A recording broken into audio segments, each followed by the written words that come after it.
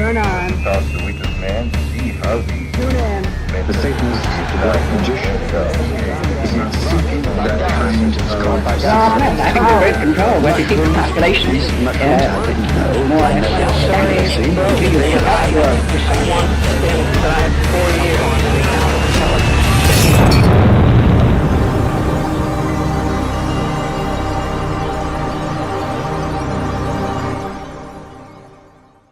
Steve Outtrim, welcome back to the Gnostic Media Podcast. Thanks for having me back, Jan. Looking forward to doing this one. Yeah, I'm really looking forward to this as well. This is part 6. I suppose this is the conclusion. Is that correct? Well, I think we'll need to do one more to do the conclusion. We've been taking a trivium-based approach to this, and we're really going through the grammar first. We've gone through the when, which is that Burning Man was launched at the same time as the Internet, the Cacophany Society, and MAPS, the Psychedelic Association, so mid-80s through to today, and it's really grown up with the World Wide Web. We've also gone through the where, which this began at Baker Beach, a nude beach next to the Presidio military base in San Francisco, and it moved to Nevada to the Lovelock Gunnery Range next to the Fallon Air Force Base out of Nevada, the Black Rock Desert.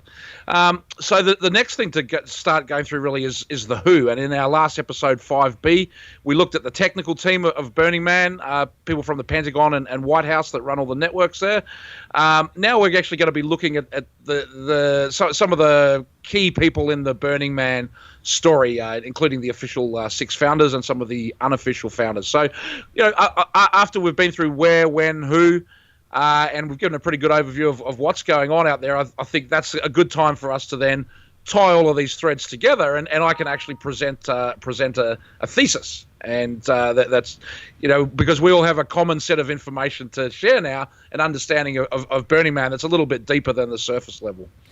Absolutely it is. It's not just a free love rave party out in the desert that's organic. It's actually a massive military operation and the apex of the MKUltra program. And as with everything that we do, please do your own research. There's a PowerPoint presentation with notes that accompanies this. All of the citations are in the notes. You can read for yourself. We try to use primary source information and what people have said in their own words as much as possible. Absolutely. All right, shall we begin? Yep, let's get into it. All right, I'm excited for this. There we go. Okay, that's full screen? Yep. All right. So we'll begin with part 6, the who's who. And we're not going to be looking at all of the people involved with Burning Man. There really has been a very large number of people. There's some people that played significant roles that I'm not going to talk about today. There's a bit of a common thread in the people that was going to zero in on. And I've got a quote here from Aleister Crowley. Establish at thy Kaaba a clerk house. All must be done well and with business way. And the Kaaba is obviously the black rock, the magical stone at the heart of the magic. Absolutely. And he's saying that every wizard should have their own temple, their own special magical black rock that they worship around, and that they should set that up as a business. So sell memberships, subscriptions, newsletters, magazines, books, whatever it is related to the magic, so that it's a well-run operation with organized accounting and record keeping and things like that. Basically, turn your wizardry into a legitimate-looking business. And thought that's an interesting idea from Crowley, because you can kind of see that being echoed in what Burning Man, the organization, has become around this original occult idea of burning an effigy. Absolutely. So this slide here is from Outside magazine, from their online version, and it's a really excellent story by Brad Wieners on an oral history of Burning Man, where he's going to talk to many of the original people. And as we've explored in the earlier parts, they all have different stories to tell. There's many different versions of events of this. But this one says, Burning Man is partly the story of a half dozen eccentrics, an unemployed landscaper, an art model, a struggling photographer, a .com PR gal, an aerobics instructor, and a sign maker who made good. Less charitably, it's the tale of a group of slackers who grabbed hold of the one thing that brought them notice and eventually a paycheck, and have ruthlessly ridden it for all it's worth. The truth contains elements of both, of course, but one thing's for sure, it's never boring. So, there's kind of an indication right there that you're still not going to be getting the truth from whatever the ensuing pieces. And, this is really where the trivium comes in, that we listen to what these people say, we think critically for ourselves, we do the research, and then, we look for contradictions, for errors, we look for an abnormal number of coincidences, and we try to put this stuff into context. And so what we're looking at here is the official story of Burning Man. And for most of the people who go to Burning Man, this is the story they've heard and believe. And so when they hear, Steve Outtrim says Burning Man is Satanist, or Steve Outtrim says Burning Man is all connected to the military, they're like, well, that guy's got to be crazy, because look right here, it says it's an aerobics instructor that did it. So, why would the actual story not be told? That's a suggestion that there's something there that maybe is relevant to the story, but is so significant that they don't want the public to understand. I don't know, but that's what we're going to get into. So we begin with this guy, Larry Harvey. He's the official and undisputed founder of Burning Man. Although, as we've shown before, there were earlier events going on and the beaches of San Francisco, next to the water, burning figures in effigy, which he seems to have taken over. He considers himself to be a social engineer. He's very proud of that, by the sound of it, and he is Burning Man's chief philosophy officer. So they've bought some land for $7.5 million out in Nevada. They're going to have a year-round philosophy center at Fly Ranch. It's got a Burning Man's version of Esalen, and he's the chief philosophy officer. So part of that is in 2004, when Burning Man had been going for nearly 20 years, he went and wrote the 10 principles of Burning Man, and they've kind of become the philosophy of this cult, which last week in San Francisco, they had a function saying, hey, we're a cult and we're proud of it. Unfortunately, I couldn't make that, but that would have been an interesting day. Larry Harvey is the only person known for sure to have been at every single Burning Man, and there's disputes about who was at the first Burning Mans. The guy is an autodidact, which means he taught himself by reading. He's very into Freud. At the time that Burning Man was started, he had a real obsession and fascination with Harry Houdini. And he's also very into everything bohemian. He was once asked what would an ideal day in San Francisco look like for a tourist, and he said he would begin with a bag lunch on the steps of the Bohemian Club in Nob Hill, and then walk down to a dive bar in the Tenderloin. So obviously thinks about the Bohemian Club. My information is he's been to Bohemian Grove and has friends who are members. He's also involved with the California Institute for Integral Studies, and this is another Esalen-like, New Age kind of think tank. Everybody get together and share your personal story type of thing. And they actually offer a course in Burning Man. You can go and study Burning Man towards some form of a qualification. So Larry is ex-army, and that's something that a lot of people probably don't know about him. He was stationed in Germany during the Vietnam War, and he actually he had learned almost a trick, because at the time of the Vietnam War, it was the last time that the United States had the draft. So young men of military age were brought into the army and sent off to war, and a large number of the casualties in Vietnam were actually from these draftees. And so Larry had received information that if he went and volunteered for the army, rather than being drafted, then that would give slightly more flexibility in the assignment that he got. So I've got an excerpt there from his military record from FOIA requests, and it says he was in the Army of the United States for 5 days, from October 25th, 67 to October 30th, 67. And then he was in the United States Regular Army from the 31st to the 9th. Now, you'd think that that's just the same thing, but it's actually the Army of the United States was the entity created for the draft. So he's gone into the recruiting office, they've signed him up with the paperwork initially, but then he's gone to regular U.S. Army, and the training that he received was as a clerk typist. So he's in the typing pool in the army in Germany while others are being sent off to war. Now, possibly that simply happened because he found a loophole and a trick, but his father was a Freemason, and his brother Stuart was in the Mole, which is the elite youth league of Freemasonry.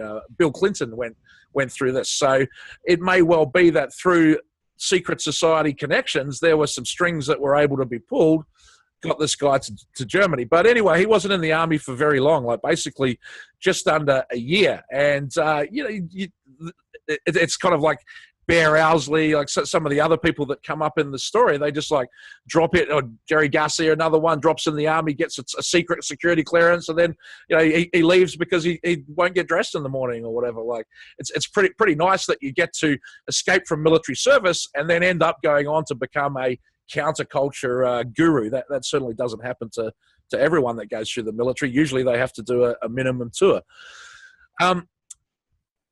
He went to college in Oregon. Back in those days, he used to have a beard. He didn't have the cowboy hat. When his father passed away, he inherited his possessions and his dad's Stetson hat.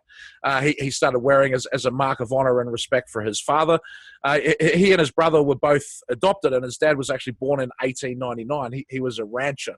So he sort of like grew up in his own little world, a bit on this ranch, in this world of books, and became very, very, very intelligent. It became part of this group of sort of latte carpenters that they called themselves. When his mom, I believe it says his grandmother on the slide here, which is from Brian Doherty's book, but I interviewed Larry's ex-girlfriend who said it was his mom, which makes a bit more sense.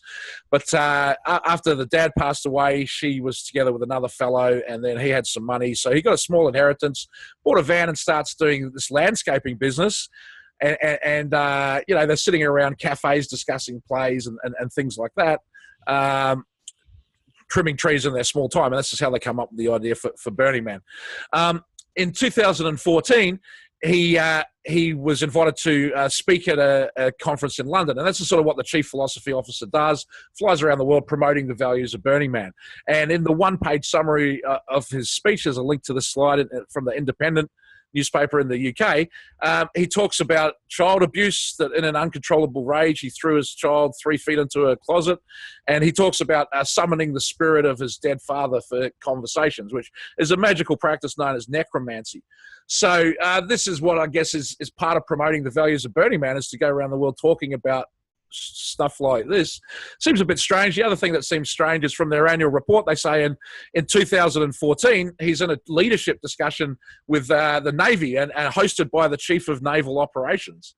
What does the Navy want to do with the rave?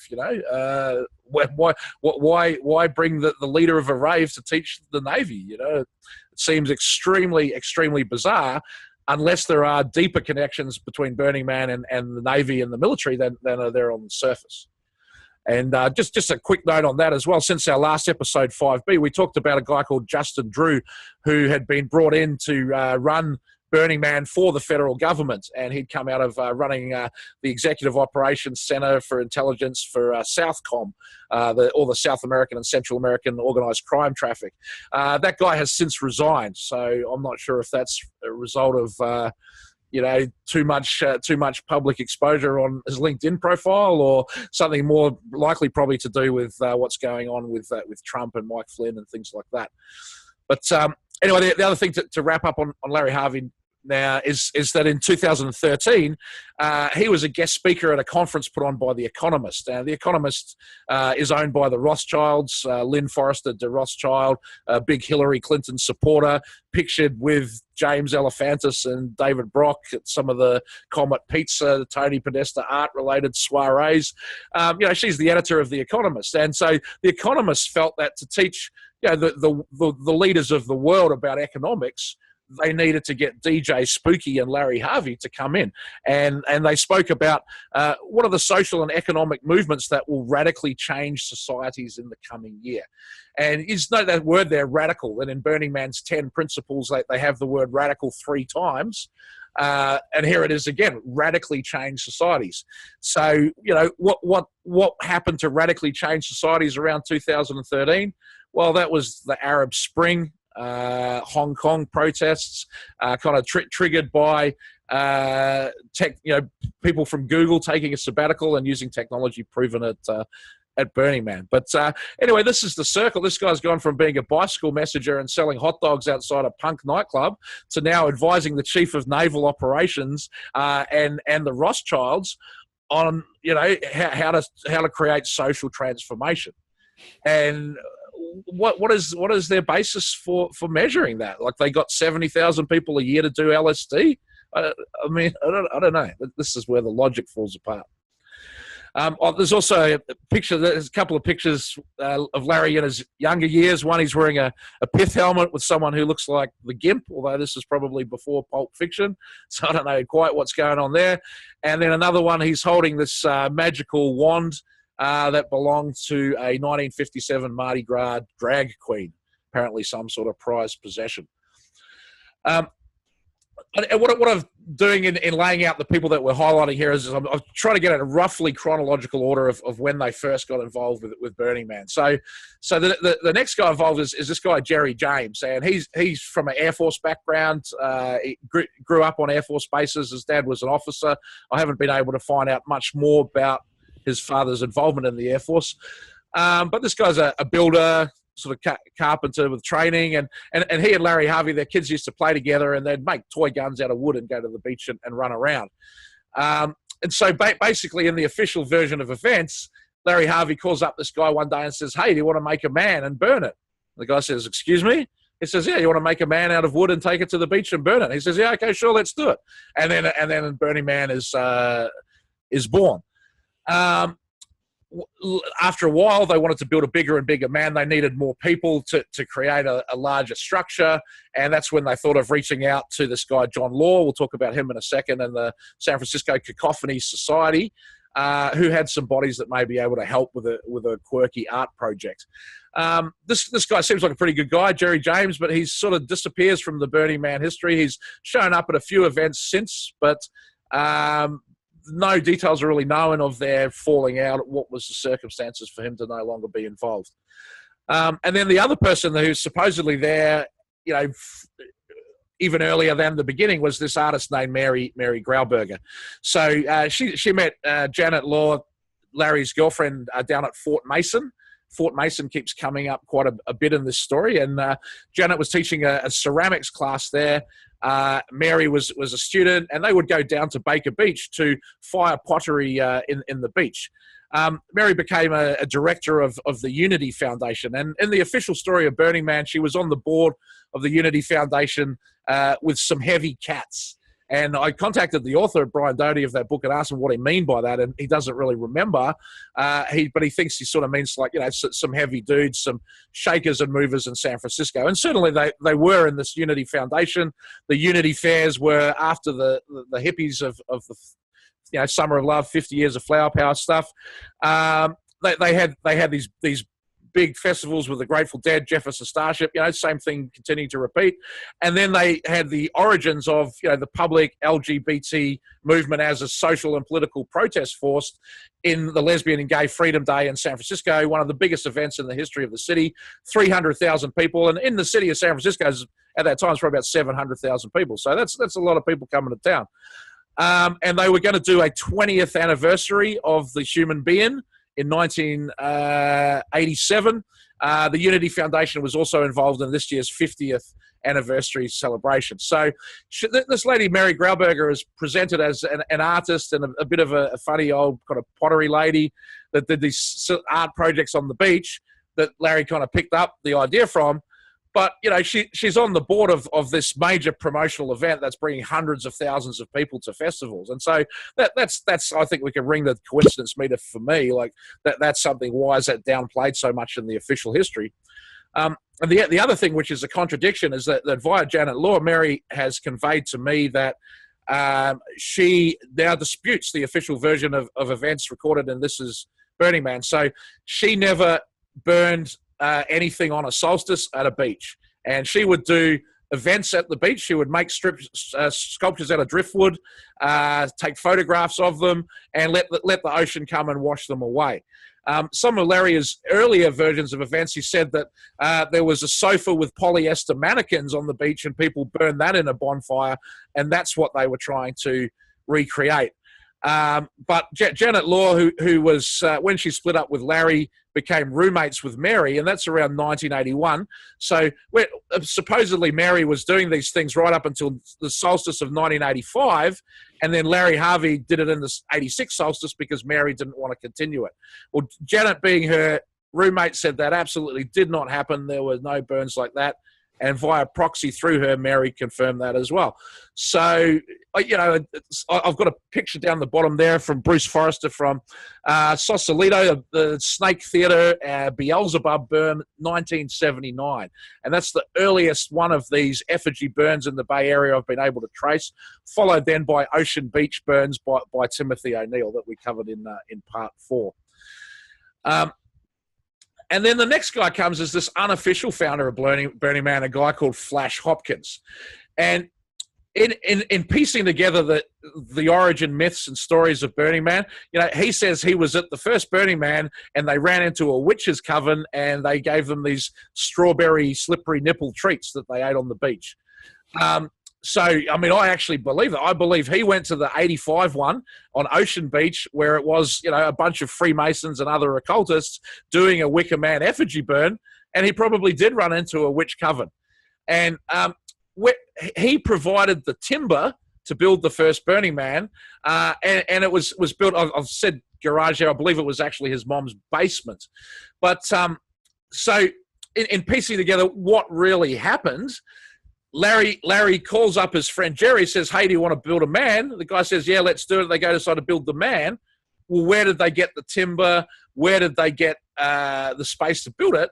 It turns out this guy Flash had a bunch of timber and a bunch of space. So did they just have the desire, and then by asking all their friends, does anyone have enough spare timber that we could build an effigy from it?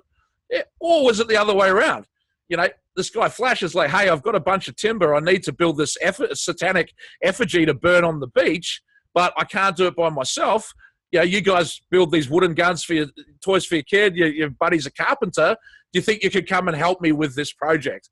And I'm speculating, but in terms of, you know, looking at the holes in the official story and applying logic to it, it seems to me more logical that the person with the timber and the space got the carpenters rather than the carpenter's miraculous. The old cart before the horse. Yeah. So this guy Flash, he's on TV. He's the host of the Doing Da Vinci show on Discovery Channel, and the Burning Man theme last year was Da Vinci's workshop. And they're trying to transition their positioning in the tech world. Now it's specifically towards the emerging maker movement. So I don't know how much of that is tied to him, but you'll see I've got a picture of him at the bottom left there, which is from his website, flashhopkins.com. Pretty cool website. He's a very interesting character, but he appears to be doing some kind of Masonic or occult hand signal gesture, which if you look on the right of my slide, I have found a similar gesture like that. It's not from the Masons. It's actually from some of the more satanic branches and areas within Catholicism. So looks like he's doing a satanic symbol on his website.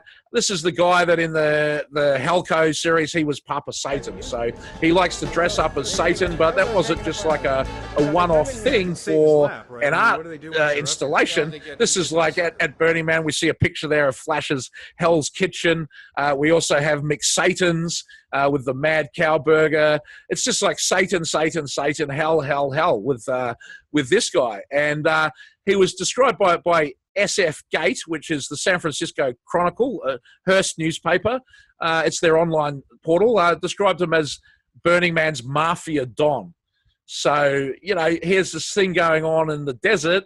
There's pretty much, you know, tons of illegal activity going on. As we exposed, DEA informer Gordon Todd Skinner was there with like 400 grams of MDMA handing out for free to people as a, you know, DEA, I don't know, agents, employee, whatever you want to call that. So the government knows that people are doing illegal activity at Burning Man. It still continues. And this guy is described by the Hearst newspapers as the Mafia Don. So, you tell me what that means.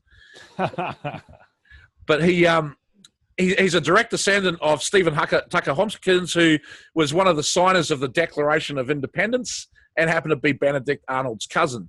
And then this guy's great-grandfather's opened the first pub in the US. So he comes from Rhode Island. He went to Harvard. I'm not sure if he graduated. It wouldn't surprise me to learn that he comes from money because he never seems to have particularly had a steady job. He's been involved in a bunch of different art projects and, TV, media, Hollywood style thing. But he apparently first met Larry Harvey on a mother-daughter double date. I think it was the daughter and granddaughter of Whittaker Chambers. And Whittaker Chambers was involved in a big spy scandal. I think he turned out to be a Russian spy. But there's some discussion that he may have actually been a double agent working with US military intelligence to set up others. And I've got a link to that in the notes. So we can ring the coincidence meter for that one too, that where the two founders of Burning Man met each other on this double date, there's a tie to the intelligence community. And if that was the only one, who cares? But, when you start continually finding links and connections to the intelligence community, it goes a bit beyond the coincidence threshold. Also, this guy, he took a bullet for Burning Man in Gerlach, the local town in Nevada. He got shot by an old lady in a bar fight. Everyone was probably a bit liquored up, I would think, in a situation like that.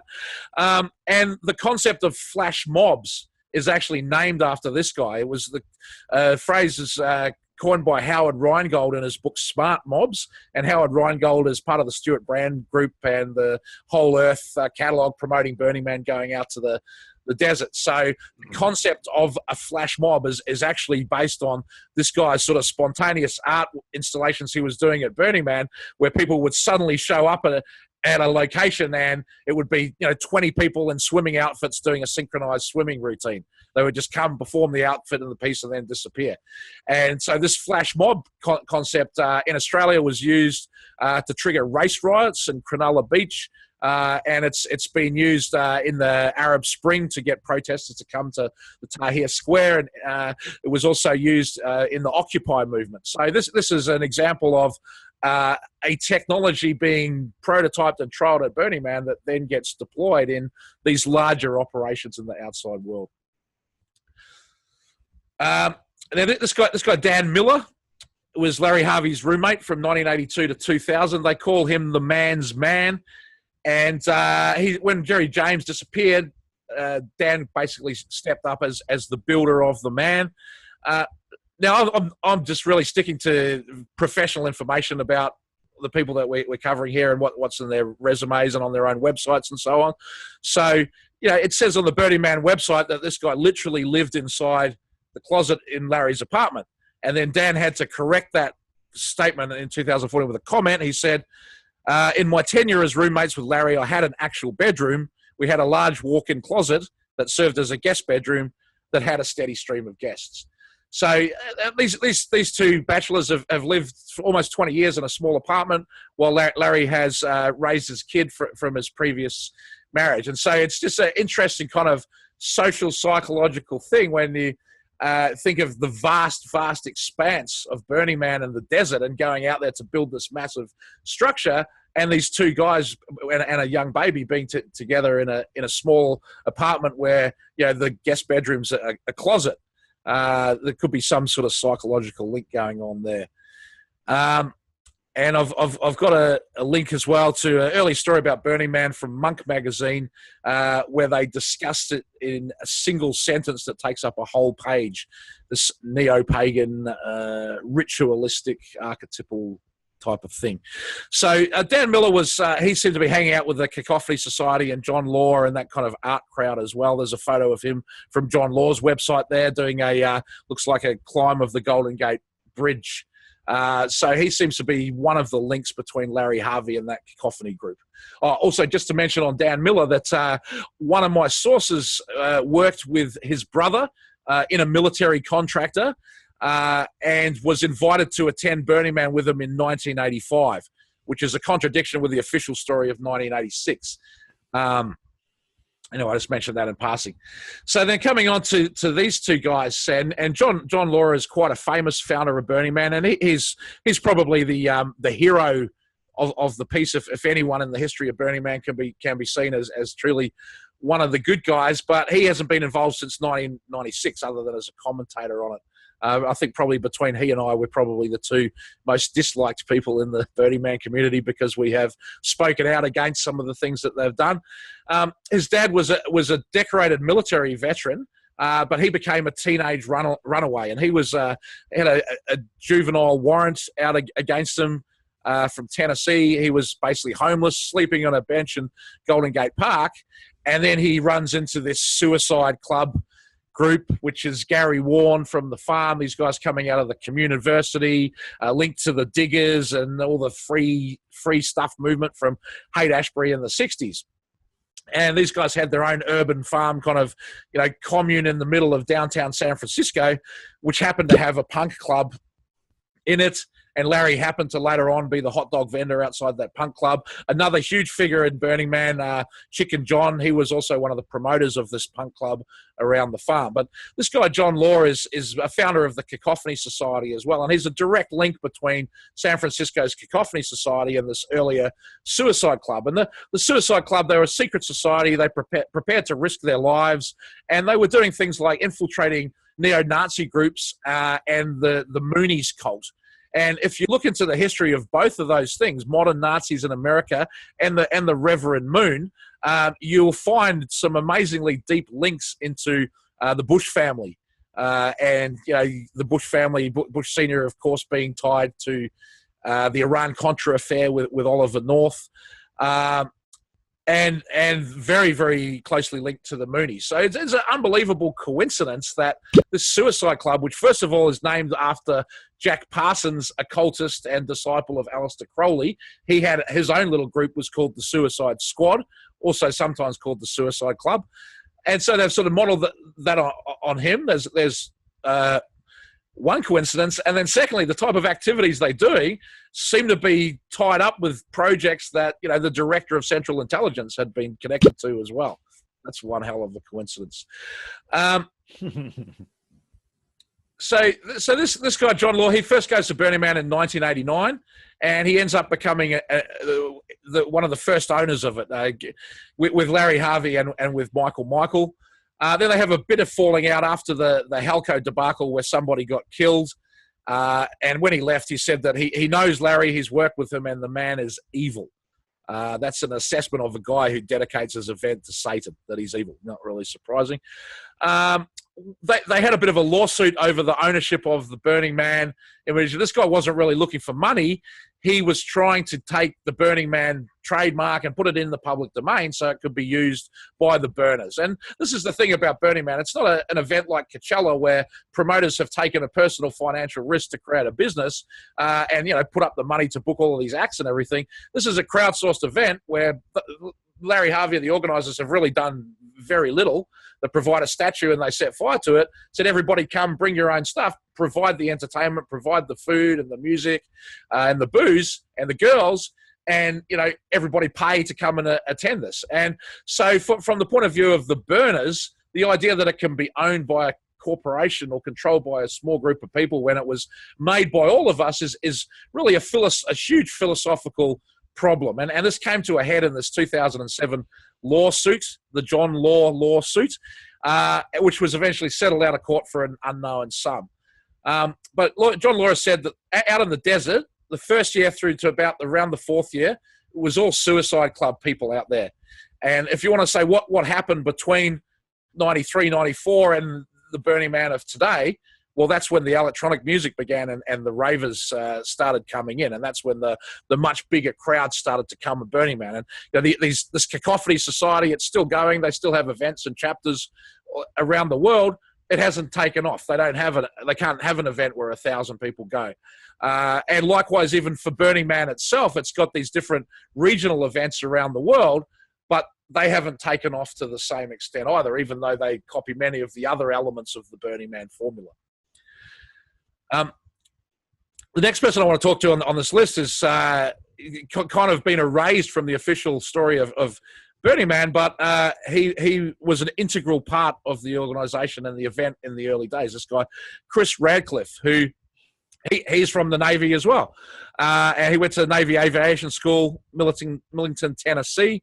So there's a link between him and John Law in this background. And actually what we'll find is that almost none of these people that we're talking about today have come from San Francisco, and most of them have come from the East Coast.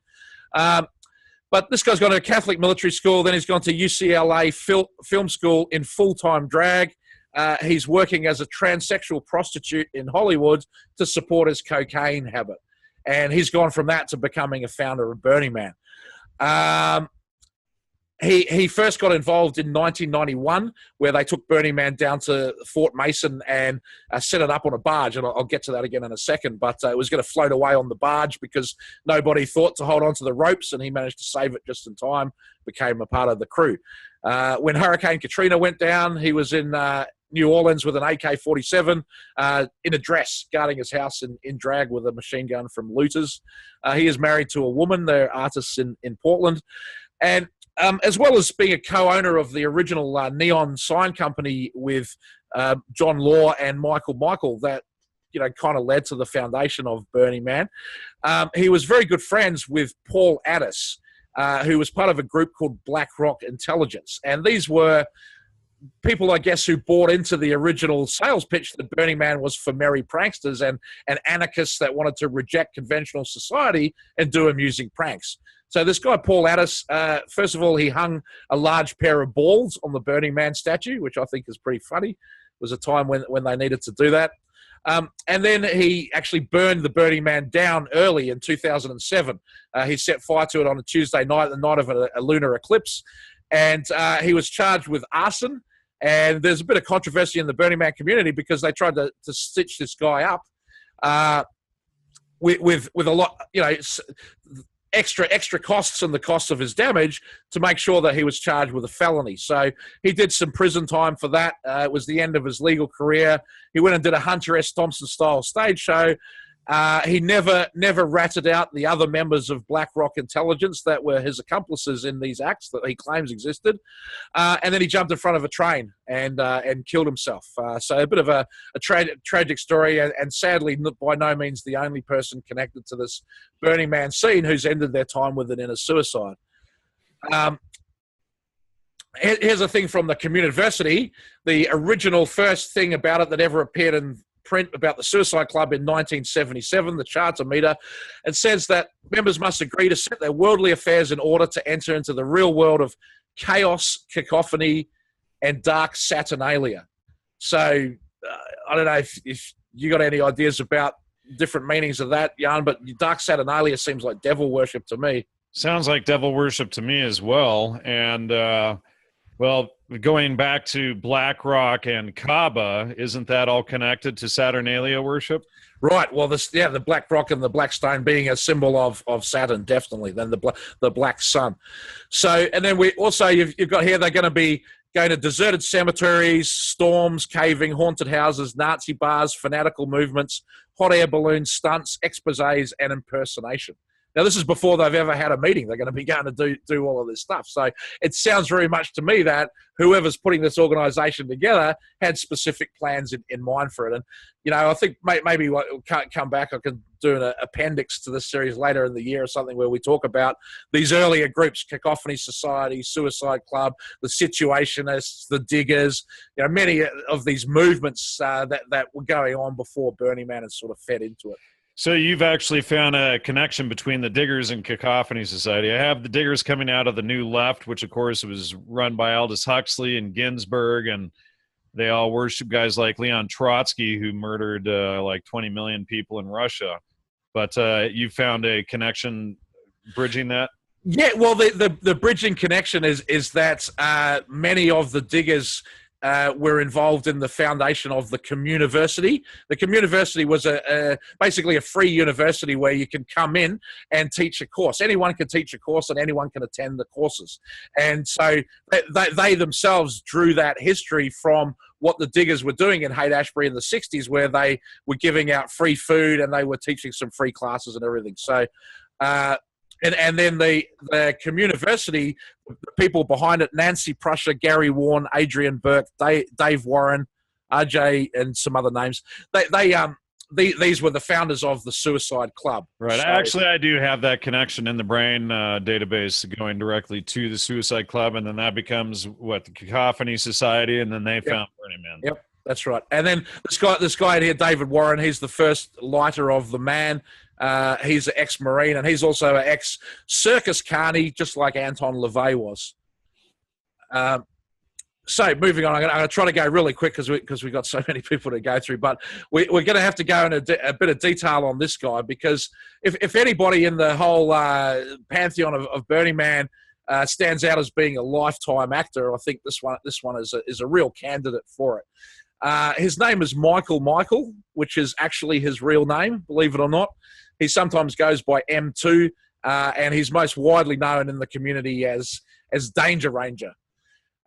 He's considered one of the founders of Burning Man, and he first went in 1989. So today there are 6 official founders of Burning Man, and they were involved in the LLC, Black Rock City LLC, that was put together in 1997 after Helco, that was recently transferred to a non-profit organisation. And of the 6 official founders, only 2 of them, Larry Harvey and Mikel, actually went to Burning Man at Baker Beach. The others arrived much more recently in the piece, with Marion Goodell as recently as 1995. This guy was also early on in the Cacophany Society. He basically joined the Cacophany Society, immediately became the editor of their newsletter, and then immediately went to Burning Man. And he was also part of Survival Research Labs with Mark Pauline, which is an art group doing large robotic art pieces with a lot of ties to the tech industry in the Bay Area. I found a link to them from the Order of the Trapezoid, a cult website on archive.org from back in the late 90s, early 2000s, where the Order of the Trapezoid was promoting the Survival Research Labs. We'll come to this Cacophany newsletter in a second, but his father was a World War II veteran. He was a sergeant in the Army Air Corps. And then this guy, Mikel's from the Navy. And I think the reason that these connections, whether it's their direct military service or their parents having military service so that they grew up in a military family, I think that has some significance, which will be obvious to most of your audience, Jan, from Dave McGowan's work looking at Laurel Canyon and all of the military and intelligence community backgrounds of the most of the American rock musicians of the 60s. And then as well, your own work with Joe looking at the Grateful Dead and the military and intelligence and Freemasonry, secret society connections between the Grateful Dead that we just keep finding in the actual history, the true history of the counterculture, again and again, that these people either are from military families or were in the military themselves. And so here's another one. Like I've got a list here from the official Burning Man website, the profile of this guy, Danger Ranger, and you'll see that it says nothing in there at all about him being in the Navy. Although earlier profiles often do talk about him being a combat veteran in Vietnam. But, in fact, when you look at the more than 100-page, 100 employees on Burning Man's staff page, there's only one of them with any military experience that acknowledges it. But in fact, as we're going through here, you'll see that there's actually very many. So this guy, when he did his training to join the Navy, he actually trained at Naval Air Station Fallon, the base that's next, just over the mountain range from Burning Man. And he left the Navy. He was in Fairchild Semiconductor, 1967 to 1971. That would make sense that somebody in the Navy would train in the middle of the desert, right? Yeah, well, it's a big bombing range, so that's probably a good place for it. But yeah, the Navy's one of the largest employers in Nevada. Go figure. And so this guy here is a consultant to Caltrans, 1985, in intelligent transportation systems. Consultant to Apple, he built their first robotic manufacturing plant in Silicon Valley, probably in the world. And then he was part of the Mondo 2000 coterie from 1989 to 1992. And we're going to talk about that in a second too. But this magazine, Mondo 2000, was really the predecessor of Wired magazine, and it featured such writers as Timothy Leary, Robert Anton Wilson, Bruce Sterling, William Gibson, John Perry Barlow, many of these counterculture figures were there in this Mondo 2000 magazine. And guys, in fact, that we already know are outed agents like Leary and Raw, etc. Right. And then he went in and he set up the first network when Wired magazine was formed. He's the guy that went and Wired back in 1992. And I've got a link in the notes here to something that's looking at how Wired fits into, basically Stuart Brand's group's activities and modus operandi, and also the elite Anglo-American establishment agenda of social engineering, basically Tavistock Group agenda, which is quite a fascinating read. But certainly these magazines, Mondo 2000 and then Wired, have been used to push the culture of the tech industry on the world, and they've also been used to push smart drugs, microdosing, LSD, Burning Man, all of these type of things that go hand in hand with the socially engineered artificial counterculture being used to sell the technology. I've got a clip that I'd like to play for this guy. And he basically describing his connection between Burning Man, the tech industry, Mondo 2000 Party House, and the Stanford Chemistry Lab. Well, briefly, I have a connection, of course, Silicon Valley. My roots there. I was involved with Fairchild Semiconductor about the beginning of the personal computer. And so I was involved with a lot of the technology that was happening, and I was involved with one of the first startup companies, Jasmine Computer System. We made hard drives for the Macintosh. So we were all hanging out a lot, and I was meeting people who were from Mondo 2000, which was the precursor of Wired magazine. And we were going to parties. I would go over to their house in Berkeley. They had connections to the Stanford Chemistry Lab, and they had drugs that had not been outlawed yet. It was right on the edge. It was really crazy. So a lot of the connections came out of that tech industry because we knew each other and we hung out. And of course, I told them about this crazy thing. Right, and then just the other thing to say before we move on from him is that he's very fond of wearing, wacky costumes, but in particular fezzes. I've got quite a few different photos of him wearing a fez, which is a specific hat worn by, some Freemason lodges, particularly within the Royal Order of Jesters. So the Mondo 2000 magazine, I've got a picture here of the guy, Are You Serious, who's the editor of Mondo 2000. His real name is Ken Goffman, and to many of your audience, it won't be a surprise to learn that he's Jewish.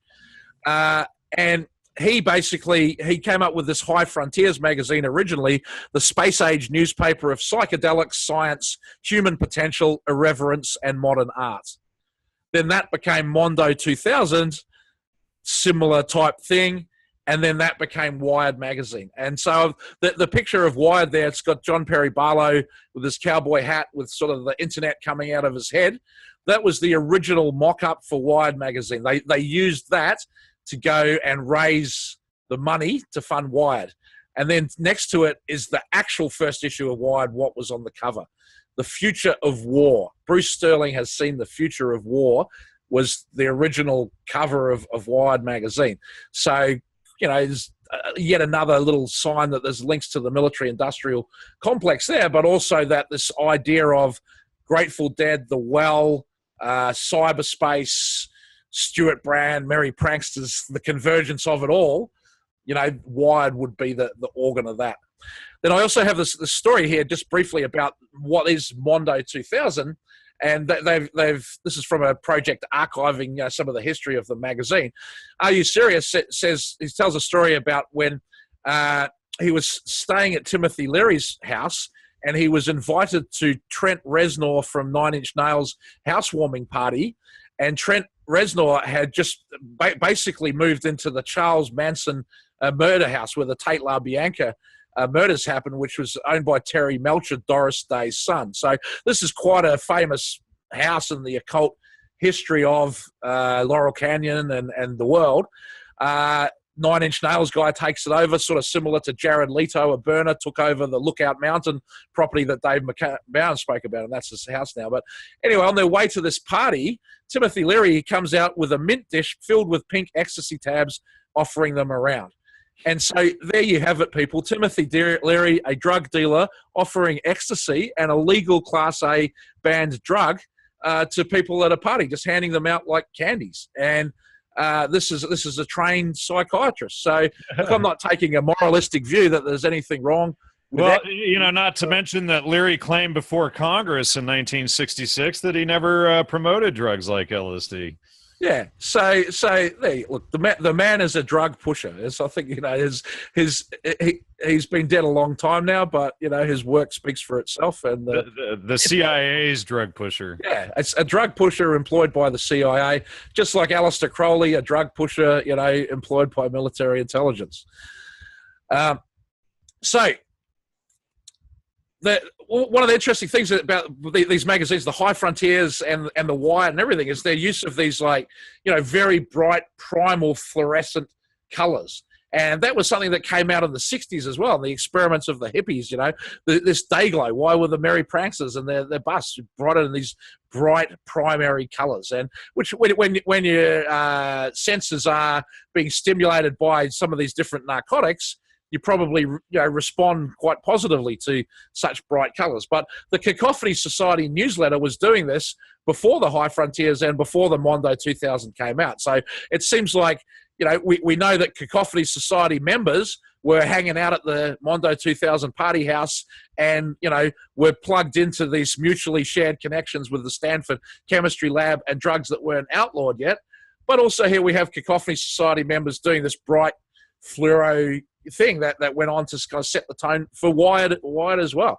That's a very interesting coincidence. But here we have an example of the Cacophony newsletter. This is the first time that we ever see the words Burning Man. And this is where the story really starts to get intriguing for me. Because at this time, so they're having a party for the Burning Man on June the 3rd, 1989. And then the Burning Man event itself is June the 24th, 1989. So the official first Burning Man was June the 1st, 1986. So 87 the second, 88 the third. This would be the fourth time they've had this annual event on the beach, creating an effigy and setting fire to it. But it's never been called Burning Man before that, and it's always been called Burning Man or Burning Man. It's been called, correctly, as the founders call it, Burning Man, ever since it appeared in this newsletter. So the other coincidence that's very interesting in this newsletter is what else is on the page. And it appears in the newsletter with this thing called a shredding party for Ollie. And let me read that to you. It's at Army and Mission Street, which is it's not called Army Street in San Francisco anymore. But Oliver North is coming to the Circle Star Theatre, San Carlos, the morning of June 14th. On the night before, we are going to conduct a preemptive strike with a Cacophony tailgate party in the theatre parking lot. From this command post, we shall deploy a volunteer team to place sensitive electronic listening devices around the building. As a diversionary tactic, we will conduct a public reading and destruction of secret documents, which is capitalized, from the back of a truck-mounted shredding machine. After these clandestine operations are complete, we shall all retire to comfort of the mobile command post for a victory celebration. Suggested equipment, tape recorders, cameras, identification papers, a bottle of your favorite vintage, and $1 for expenses. The wearing of a full-dress uniform will assure you a commanding position within the ranks. So here's an event like Oliver North, again, connected to the Bush family, connected to Iran, Contra, and drug dealing. And in some of the testimony related to the Franklin scandal, a guy called Rusty Nelson, he said, although this was to a journalist afterwards and not testimony in court, so you've got to take that for its worth, but he said that Colonel Michael Aquino, he witnessed him handing a suitcase full of bearer bonds over to Oliver North. So there we have another coincidence that the Satanists were potentially linked in with Satanist Setians linked in with this Oliver North guy as well. And it, in some ways would make sense for Aquino to be involved in that role because, you know, he did have an investment banking background. But this type of mission, they're setting up a command post, they're putting these listening devices there, they're dressing in military uniforms. This is, I mean, is this really an idea of fun, or is this actually kind of like a psyop, you know? Because imagine if there were actual protesters there to disrupt Oliver North and to make things difficult for him. Well, and then imagine that this Cacophany group could be controlled by North and his army. Then you could enlist these cacophonists against the protesters. They could disrupt anything. They could distract anything at any time. You know, they could ridicule any legitimate protesters by appearing to be part of them and then acting in crazy ways, including agent provocateur stuff style where they get them arrested. Yep. And this is all the tactics that we see, you know, happening today with Black Lives Matter, you know, with these Antifa, etc. Antifa, it's called now. Yeah, a bunch of fascists that call themselves Antifa. It's, you know, these Satanists love to use irony, and so it's a very, very unusual. Okay, like we're going to make a secret society and we're going to go break into bunkers at the Presidio and we're going to sneak up the Golden Gate Bridge. Right? I get it. You know, that makes sense. But we're going to plant listening devices around an Oliver North presentation in military uniforms. It's like, I mean, is that because it's funny? I don't know. It's very, very unusual as a form of entertainment. But if you were, in fact, military intelligence and you were wanting to recruit people that you could use for these type of Alinskyite, you know, social, political cover operations, how else would you do it? This would be a great way. And the Cacophany Society itself, it's a clearinghouse, of a calendar of events clearinghouse where anyone who wants to do anything creative, entertaining, or adventurous involving other people can list their event. So this is before the World Wide Web. They're kind of creating a Craigslist type of thing. But anyone is welcome. And this idea is transferred into Burning Man as well with this radical inclusion. I should also note that yeah, the description of the Cacophany Society, you know, and the sort of activities that they were doing, it really does seem to fit the stuff from Jim Channon in the 1st Earth Battalion manual that we outlined, that the future of the military would be these people going out and doing, you know, engaging with people socially rather than with force of arms, playing music to them or giving them a sheep or whatever. You know, it's the ultimate cover. If they're busted in one of these operations, they can say, hey, we were just goofing around in this silly society. So, hey, you know, you guys go infiltrate the Nazis, but if the neo-Nazi group is pissed that they got infiltrated, it's like, well, okay, we can see that this is just some idiot acid heads. Don't worry about them, you know. Right. The other thing is having access to designer drugs that haven't been outlawed yet from the Stanford chemistry lab. I bet that makes you a popular person at, you know, many different groups that you want to infiltrate, you know. It's like, hey, here's this new guy that's got this great acid. Let's invite him to our next party. Sure. Yeah, or if you're, you know, running the lab, et cetera, for Sasha Shulgin and helping dish the stuff out for the DEA, et cetera, you know. Yeah. And then I've got a couple of images here from the newsletter that came after this one when the Burning Man had actually happened. And it said, our aim is to inspire awe with a reverence verging on fear and delight. So their aim is inspiring these, like, you know, religious-like kind of sensations with this effigy that they're burning. Their aim isn't entertainment or, you know, creating an alternative society. So I want to also now really just drill into the dates and bring this back to Mikel. So he's joined the Cacophany Society and become the editor of it, right? So coming ahead to this next thing here.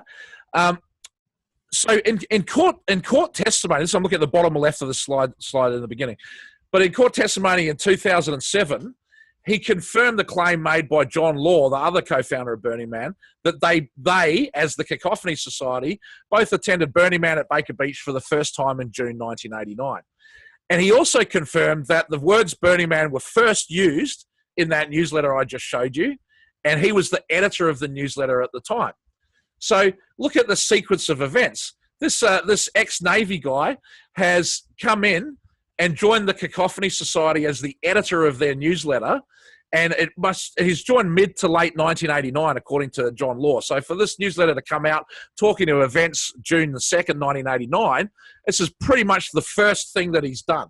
He's come into this Cacophany Society, edited basically his first newsletter, and in it is this Oliver North, everyone dress up in military uniforms, and he happens to be a guy who likes to dress up in military uniforms for fun. And at that time, somebody, somewhere, then nobody is standing up saying this was me, has come up with this name Burning Man, that we're going to call this event Burning Man. And it stuck. And all these people, all these egos involved, and in this case specifically lawsuits being involved, why does this guy not say, I came up with the name of it being Burning Man and put it in the newsletter in 1989? Why does nobody say? And where did this name come from? Well, it turns out that this year there was a major release of the CIA's database of 12 million online searchable records from the National Archives. And we've had a few people contact me say, hey, Steve, is there anything in that CIA release about Burning Man? And as you can imagine, the first thing that I did when I heard that this was out there was I went and typed in Burning Man. And to my amazement, this is what came up, these two papers here, that the term Burn Man is a specific CIA intelligence community term. And it relates specifically to the destruction of documents. So these two documents here from 1966, they're talking about a problem where the CIA had to dispose of 920 cubic feet of records no longer needed by the agency. So down at Baker Beach, et cetera, every year, they're probably burning tons of clandestine documents, et cetera, to get them out of there. Yeah, well, I mean, do you want to bet how many of this 920 feet of documents pertain to MK Ultra? As I think Joe said on a recent show, it was 15% of the CIA's budget. So this is a large project that we have no documents of. But anyway, the thing about these records is that there's a backlog in physical destruction because of these special records, and these special records could not be actually destroyed. Because whoever it was that had the job of doing document destruction for the CIA didn't have a high enough level security clearance to get rid of the records. So they needed to wait for the Burn Man to get the appropriate level security clearance. And then they could do the document destruction. So the words Burn Man, CIA term, turns into Burning Man.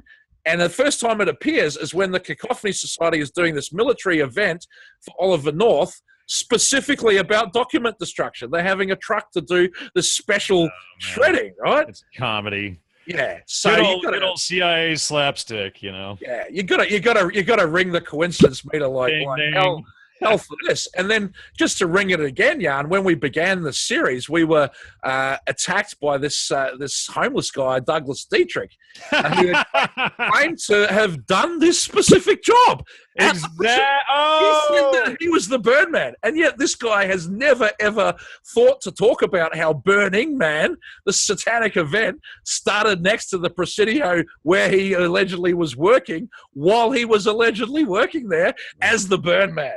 Right. And then he, of course, comes out with Professor Daryl Hamamoto slandering us and filed false copyright claims against your and my videos and had them temporarily taken down from YouTube to stall the spread of all of this. But, here he is and Daryl Hamamoto and all these guys right in the middle of this damn thing. Yeah. So anyway, this document here, it shows again Dietrich's claims to be false, that if the CIA had documents that were too classified to destroy, they get the clearance for the appropriate person to do the destruction. Otherwise, no destruction happens. They don't give it to the nearest 14-year-old kid whose dad used to be in the Navy in Taiwan that come by the base. And works in the basement of in the imaginary basement. The imaginary basement of a building that we went into. Yeah, that's hilarious. Yeah. Right. For those who don't know what Steve and I are talking about, Steve and I actually went to the Presidio back in September and went to the library where Douglas Dietrich claims to have worked in the basement destroying these documents.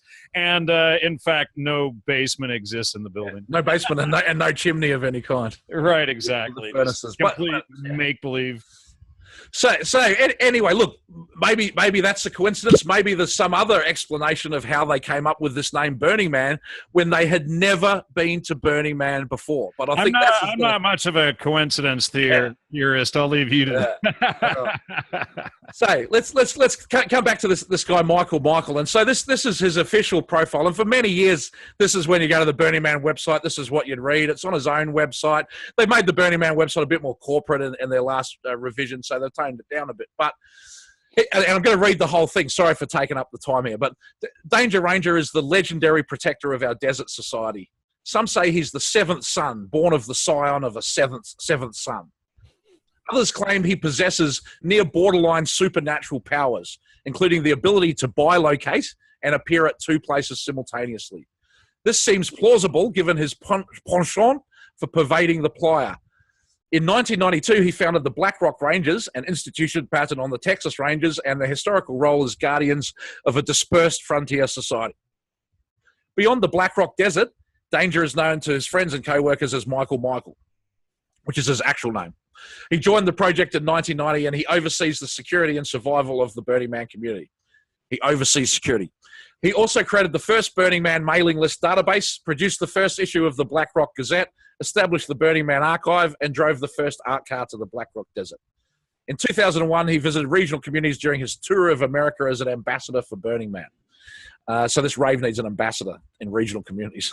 Tour of America, would that be like a tour of Vietnam or something? Possibly.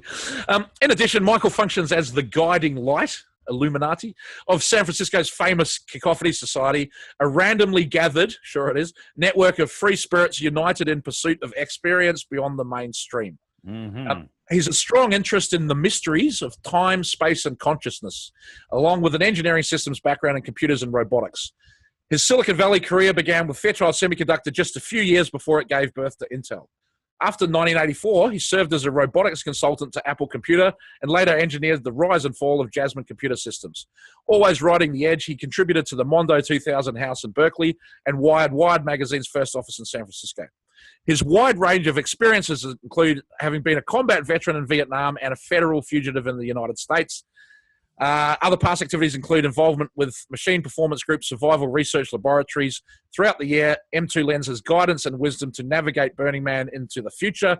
His official title is Director of Genetic Programming, and he performs his best work at 3 a.m. So this is a very flowery, fascinating kind of story, the sort of story a lifetime actor would have. Is it true? And are there any? Can we find any problems or holes in this story? Well, it doesn't add up. He says he's the seventh son, born of the scion of a seventh son, but from Ancestry.com, he appears to be an only child, and he doesn't really appear to be from a particularly prominent family. Although I found one of his ancestors who was a baron, but. Some of the other people in this story have come from elite families. He doesn't really seem like he's the scion of another seventh son or anything. And, he's got no college degree as far as we know, and he's got no obvious robotics or electronics training. When he did his Navy class, he came seventh out of a class of 18. So, how do you go to be the guy that Apple, which at the time when Apple made their first manufacturing robotic facility, I believe it was for the Mac or for the Lisa, and, Apple was the hottest company in the world, and the tech industry was just emerging. This is like the major strategic thing of America, right? And Apple as the flagship. And who are we going to get to build the factory? A guy with no training, Not only that, he has got a 14-year black hole in his resume. So he says that he worked at Fairchild a few years before it gave birth to Intel, but Intel started in 1968 with a bunch of people that spun out of Fairchild Semiconductor. He says he worked there at 67 to 71, and in fact, it would have had to be pretty late in 67, I think. So that story is wrong. There's a contradiction in his story right there. I mean, and surely you would have. Remember, if you worked at Fairchild Semiconductor and all the top execs and founders of the company left to create Intel, you'd probably remember that happening. You wouldn't get it out by a few years when you only worked there a few years. So he just disappears after this. He's in the hottest startup in history, Fairchild Semiconductor, that gave birth to many of Silicon Valley, multiple trillions of dollars in value.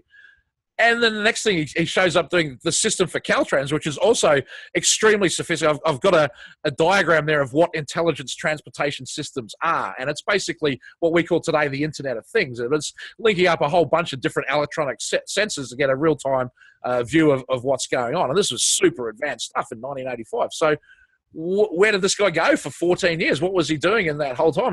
He shows up and he goes and does these two major projects, and then he's described later by John Law as being unemployed in the entire time that that he was known, other than working in this neon sign business. I mean, who makes a robot plant for Apple and then goes into a neon sign business with a transsexual prostitute? This is where the skills of the trivium, such as the logic and the grammar, can really apply, because it doesn't work from logic, and also the grammar they're using is inaccurate. And if we find the correct grammar, suddenly a different picture of logic emerges. And realizing that a contradiction is always a lie or an error, because there's no contradictions in nature. Definitely. So, why would a former federal fugitive throw the largest event on government land, on federal land, which happens to be also a massive drug event like that? Well, that just seems like asking for trouble, doesn't it? And then why was this guy a federal fugitive in the first place? That's never officially addressed, although we'll get to that in a second. And then also, Caltrans, Apple, and Wired, they're trusting this guy with their crown jewels, a federal fugitive with a 14-year black hole in his resume. So something doesn't add up here. So I dug a bit deeper, and this is the cruise book via Ancestry.com of the boat that he was on in the Navy. He was assigned to the USS Marcab. And so when he says he was a combat veteran, this is the boat that he was supposedly the combat veteran on. And as far as I can tell, he was only on this boat in his tour in the Navy. I've got no information that he was on any boat other than this. Now, there's a picture of the Marcab here. If you look to the right where it says, "This is what we did," there are half a dozen destroyers. This is, I believe, in Subic Bay in the Philippines. And they're parked next to this gigantic repair ship. So a repair ship, it's big, and it's very, very slow. And it might have a couple of guns, but it's the last thing you would ever want to send into a combat zone.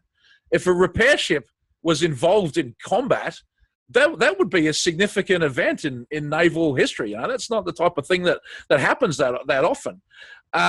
So, again, we're showing some logical flaws here. Hang on, he's a combat veteran on this repair ship.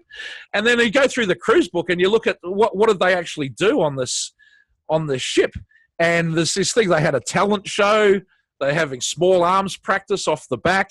It's a sailor's paradise. They're having fishing competitions. They have a girl in every port. Josie is the cute one. Uriono, the big one, There's a picture of Mikel and the Merry Marcab's crew. I mean, these guys just look like they're having a great old time.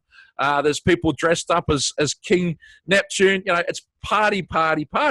And then go to Subic Bay, Philippines to service these other ships. So was this boat ever in Vietnam? One of the other things that comes up in the cruise book that's very interesting is that they had a ceremony called Crossing the I-80. And when they arrived at the international date line, this ceremony is the first of its type on record.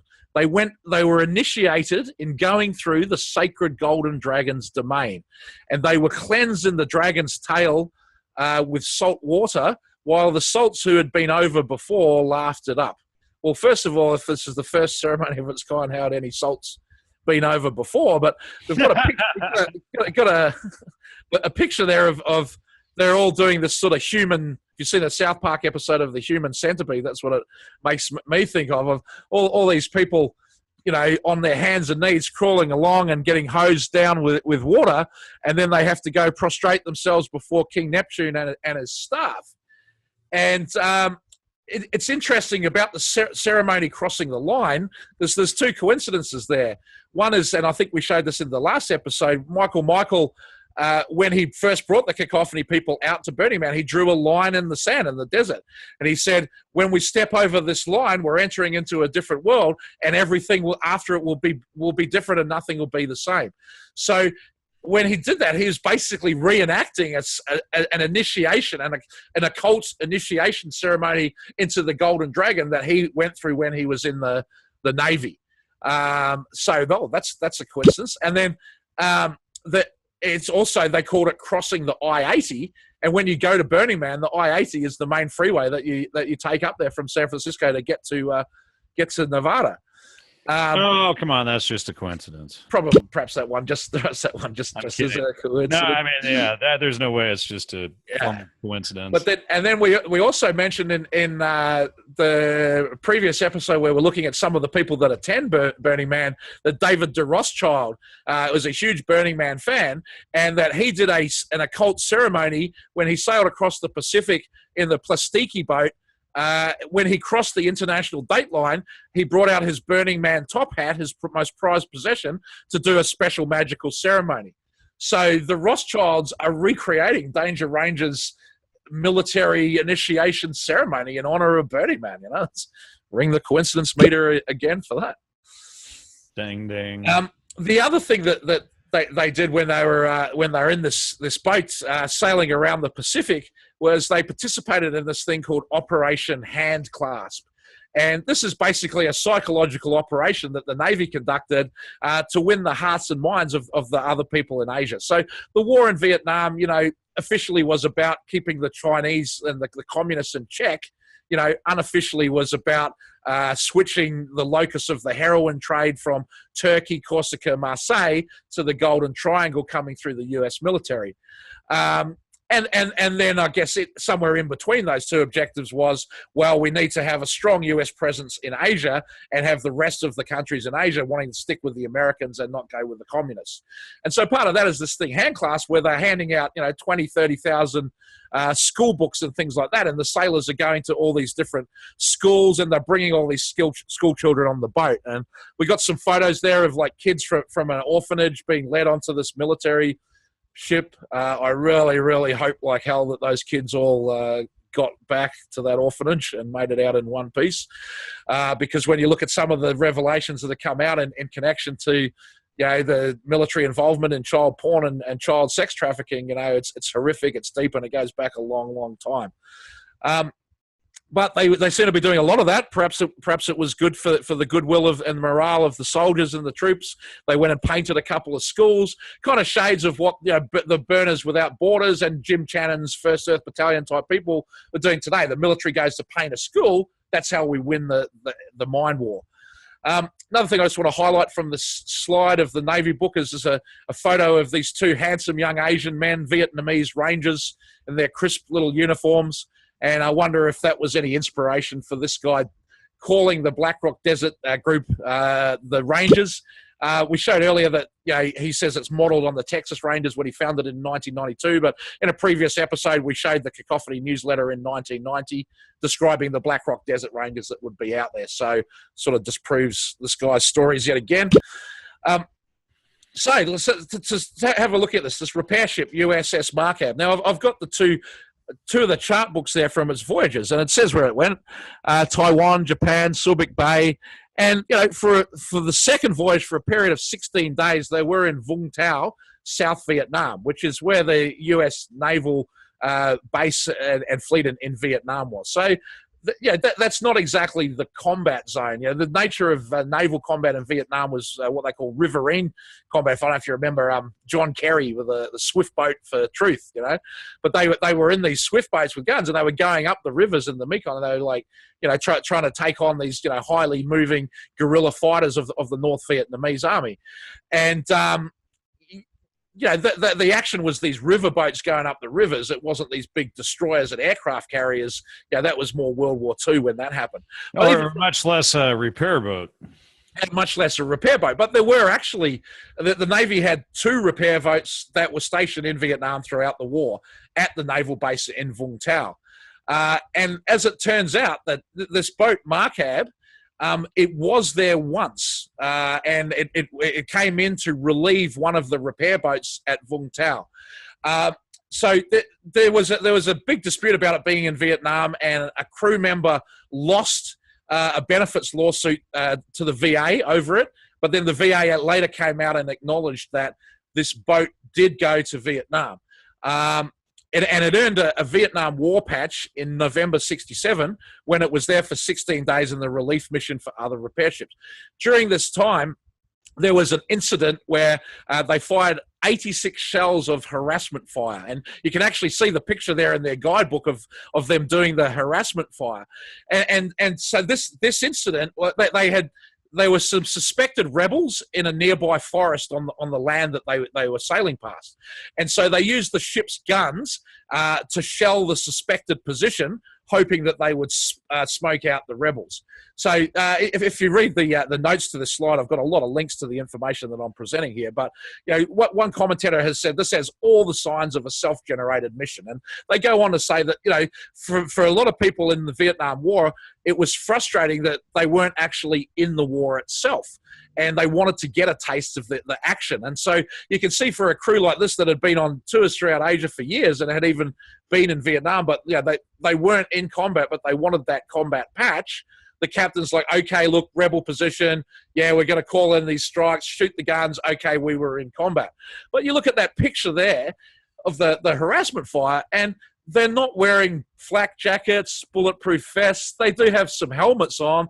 The one guy on the front, he's sitting down. He looks like super chilled. They all look very, very relaxed to me, right? Like if you look, first of all, in combat, nobody is sitting there taking these photographs, like posing for pictures or whatever. In actual combat, the photographer's going to be hiding, and this looks like they're up on an exposed position to get a nice aerial shot of this going on. So was the boat in combat? Well, really the only incident I can point to is this one incident of harassment fire.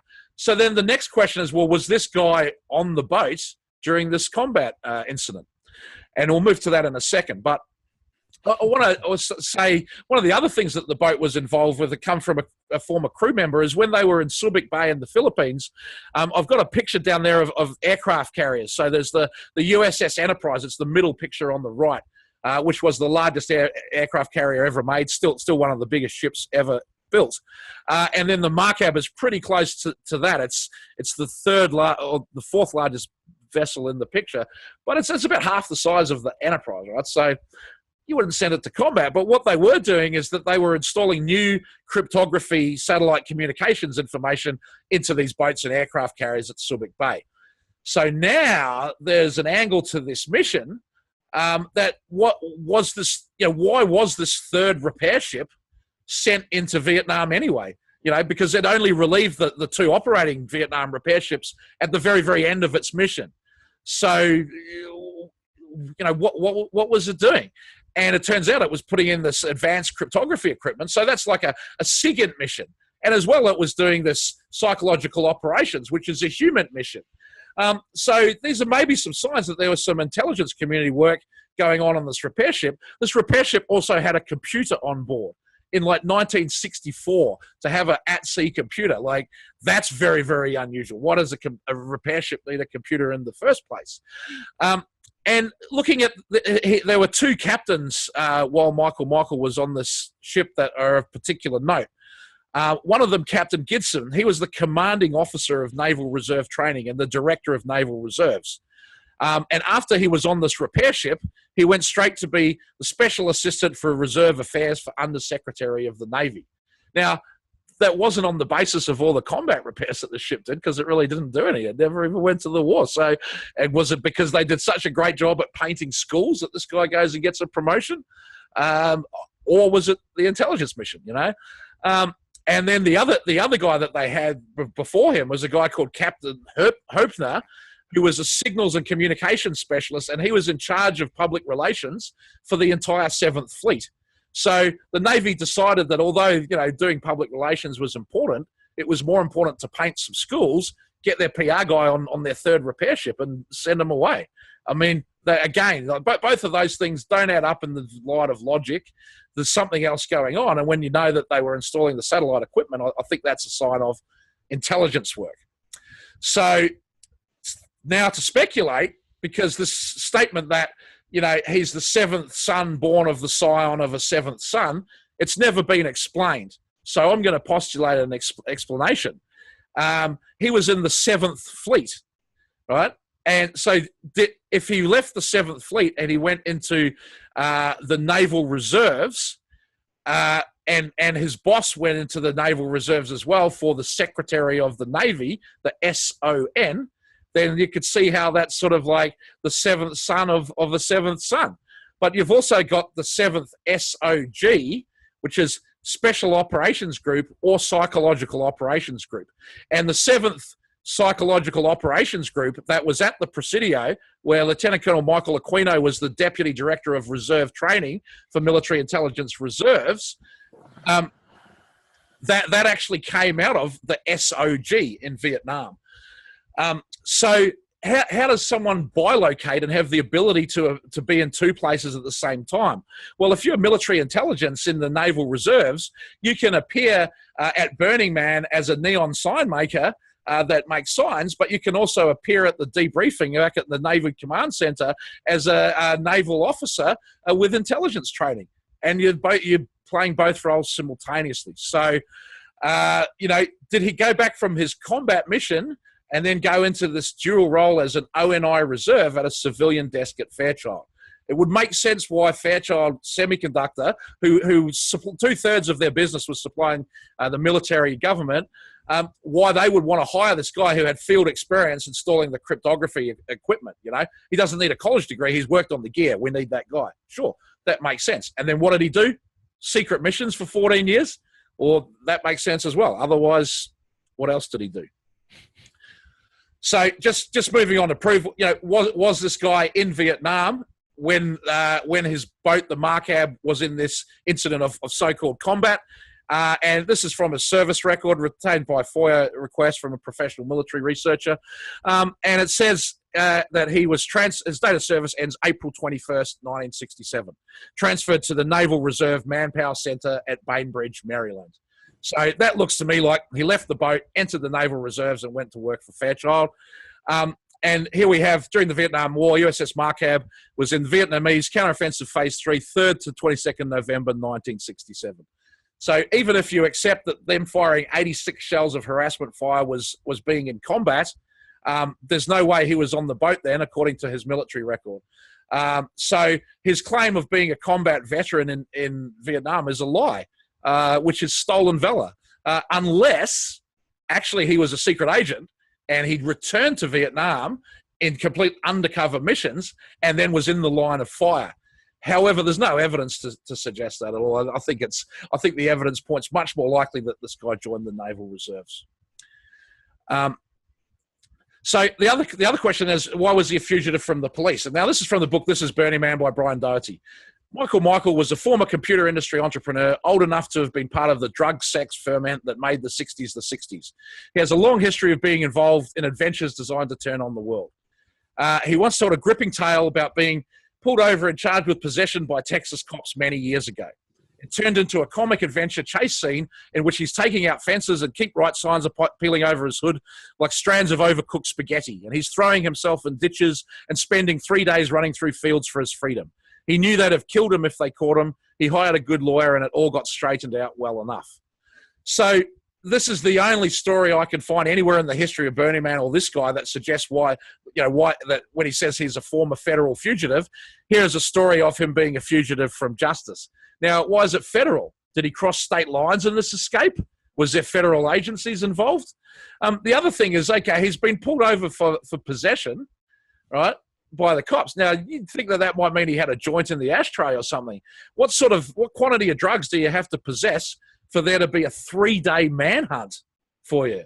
I mean, even if they pull the guy over and he's got a pound of marijuana in the car, I can't imagine a 3-day manhunt, even back in the day, right? And then the next thing is he's saying that during this manhunt, he's gone and committed additional crimes. He's resisting arrest, fleeing arrest, damaging damaging property, so he's made this thing more complicated by committing more crimes, but then by getting this good lawyer, he just got it all straightened out. So, how does a lawyer get something like that straightened out? Now, maybe he got straightened out, he pled guilty and went and did time for this, and that's what happened to him for that 14 years. But I don't know, that doesn't seem that likely.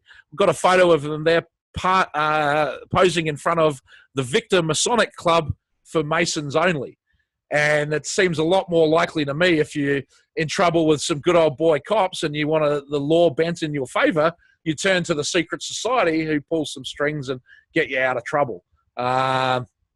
So, this is speculation. I don't know why he was a federal fugitive, but this is the only story that we have to go on. Now, as well as all of the many firsts that this guy did at Burning Man, he brought the first shipping container to Burning Man. And ring the coincidence meter again, it's a military unit. It's a special custom-built aerospace military unit designed to be a third of the weight of a standard steel container and transported around by helicopter.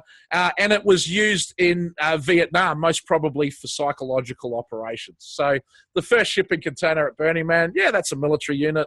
This guy's got, and he's brought it out is to connect real-world Burning Man with virtual worlds on the internet.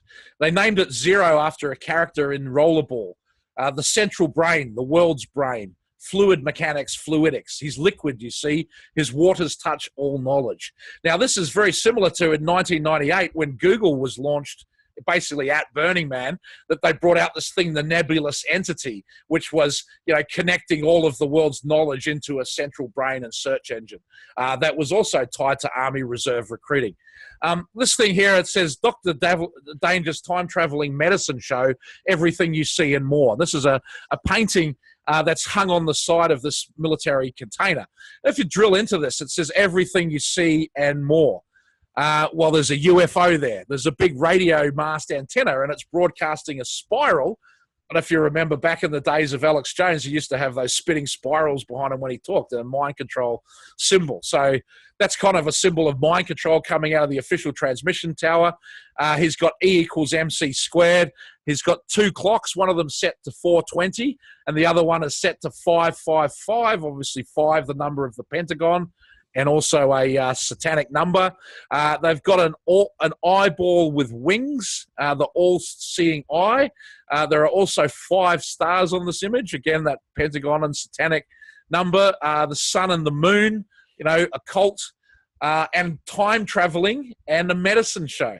So what's a medicine show is, this is someone who's purveying some kind of like liquid kind of sacrament or potion to heal all of your ills. So here's a guy who's admitted to being a connection to the Stanford chemistry lab, the tech industry, and Burning Man, coming out with this military psyop looking container and a traveling medicine show. It's like, yeah, what sort of medicine do you think is being dispensed inside?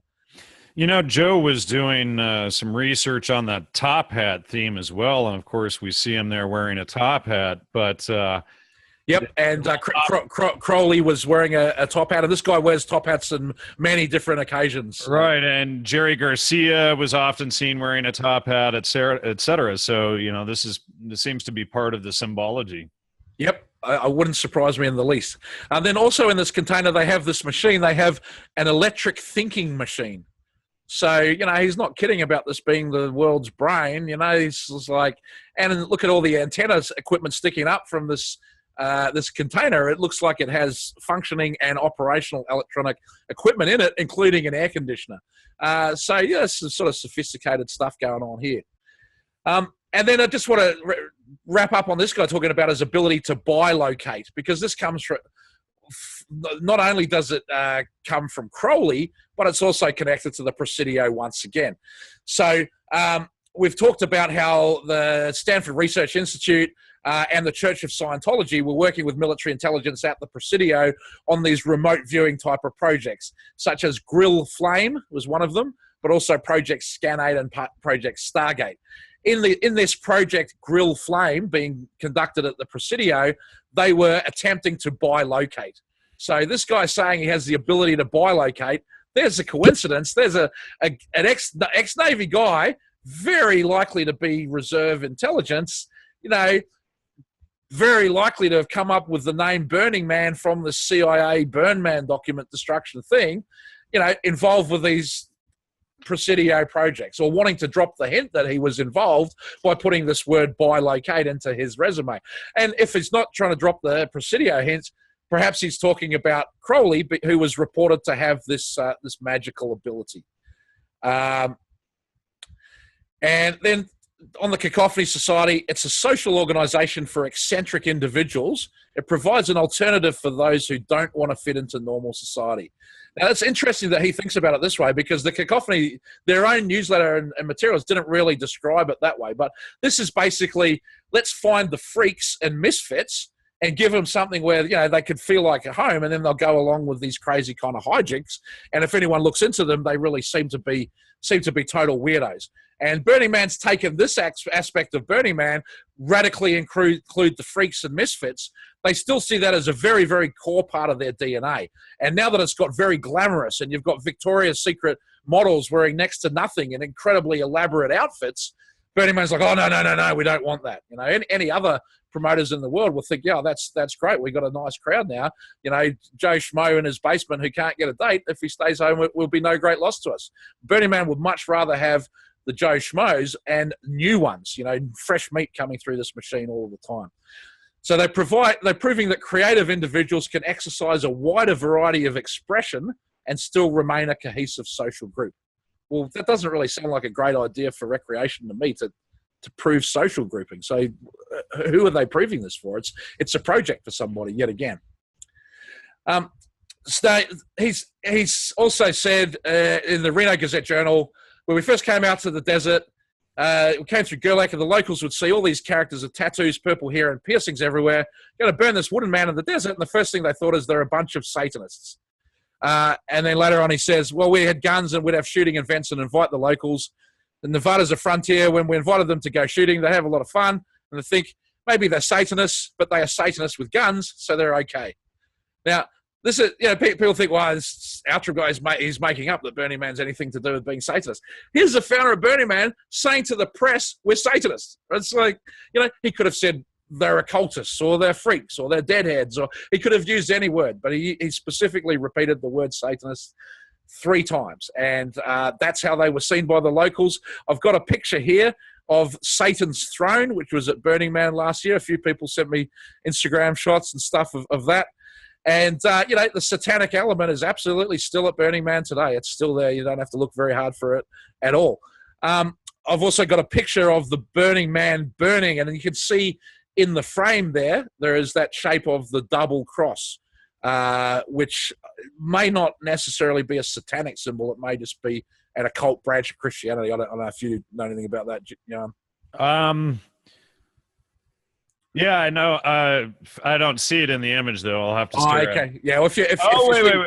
Okay. The shape of the Burning Man, it's like a cross with 2 bars going across it. Yeah. I do see it. So yeah, you're right. Huh. And I think that that's Orthodox Christianity, isn't it? Oh, okay. I think it's a term from Freemasonry as well, the double cross and the hoodwink. Yeah, absolutely it is. Yes, you're right. So I'm going to move quickly now through some of these other ones. This character, P. Segal, is a little bit peripheral to the story, but basically the first Burning Man and Cacophony Society adventures were planned in her penthouse apartment, the top floor of 1907 Golden Gate Avenue. Her last name, Segal, I guess. It's all variants of the same name. Again, quite a Jewish name, Bugsy Siegel. Right. The gangster, which we showed in our 50 years of Flower Power, that he actually had a connection to San Francisco and the counterculture there.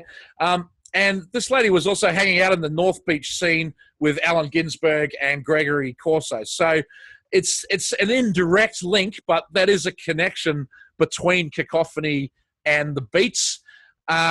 And Kevin Evans and Carrie Galbraith, we've talked about them before. They were the Cacophony members who planned Zone Trip number 4. Sebastian Hyde was also quite a prominent guy. In this slide, if you read the notes of it, I've tried to actually list all the names of all the significant people of Burning Man that we can't really talk about today, but people can go through and read about some more of them. this lady is considered an official founder of Burning Man, Harley Dubois. We've played a few clips from her already. She looks a bit different these days. She's saying that in 1991, she was living in a household with a bunch of people that ended up being the founders, the movers and shakers who made it all happen.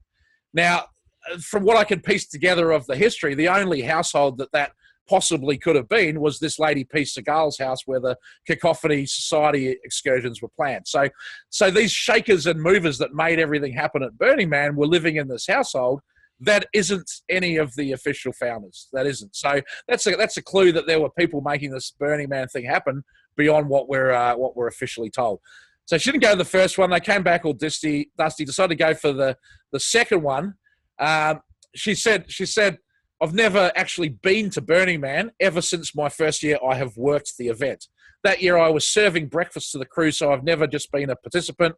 I'm not sure what I would know what to do with myself as a participant. Now, the thing about Burning Man is it's all supposed to be about gifting. So if you go to Burning Man and you're like giving something to someone else, like serving them breakfast, you're not doing that as a job because you're being paid to do it. You're doing it out of the spirit of gifting. This is the fundamental ethos of Burning Man. But here's a founder of Burning Man saying that she's never been there and experienced it like that. It's only ever work. And she was hired to go to make breakfast. She says in the beginning she's the only person who got up at 6 o'clock in the morning and had enough coffee to satisfy everybody. So this, like, she get up at 6, go give coffee to all the partiers and then cook breakfast for them. That seems like what they brought her along for. Now, that later became this thing known as Java Cow. And this is a guy called Kimrick Smythe, who's an ex-Air Force explosives and demolitions expert, also one of the early founders of Burning Man. He would put this cow's head on and wander around the playa at sunrise, handing out this Java as Java Cow. And that sort of came on later on than when Harley was doing the 6 a.m. coffee run. It makes me wonder if the Java Cow thing was kind of an inside joke being named from her not really being a participant, but just being, hanging out there with the coffee. And I would think that in the coded language of these people, when it says I wasn't a participant, that probably means they didn't take the LSD, a bit like some of the members of the Grateful Dead. So anyway, this Java Cow thing comes in back in it when Sun Microsystems, which spun out of Stanford, produced the Java language in the early days of the internet. There's a lot of controversy about how Java got its name, the same way there's controversy about how Burning Man got its name. But Java was named by Kim Polisi. That's in most of the versions of events. And I've met Kim a couple of times. She was a figure on the internet back in the days of the 90s, and she used to be a burner. And the story that is, it's very hard to confirm this, but that she named Java after this Java Cow at Burning Man. So possibly there's a link between Java and this girl here. It's very, very remote. She married into the Dubois family, who are quite big Huguenots, settled in Staten Island. And then this lady quit. She resigned from Burning Man in 2007. And that was the thing that would reduce the tontine that controlled Burning Man down to 5 people. Now, rather than reducing this tontine, they decided to talk her into staying and to change the entire ownership structure of Burning Man to be given away for free to the non-profit that's now. So this is a little bit of a strange thing in the story that, this lady quits and then is still involved. And it's sort of all because of her quitting that Burning Man goes free. But I don't really have a lot more to say about her. Oh, look, when she first went out there, Michael gave her a notebook and said, "You've got 3 boxes on there. Go and check the boxes, and you can pull volunteers' names off them." I called every single solitary volunteer, and we got all the shifts filled. Now, this doesn't really make a lot of sense. What sort of person puts their name in a notebook and just gets a phone call saying, "Hey, we need you to come to the desert to do a shift," and that's it. They're there. They just agree instantly. Every single person agreed. Now, she's saying that not all of them actually showed up to do the shifts, but still, what sort of notebook is this, and how did this Cacophany Society person have it in his possession? Because the stuff in the Cacophany Society was like, "Hey, we're doing this. Come on down if you want."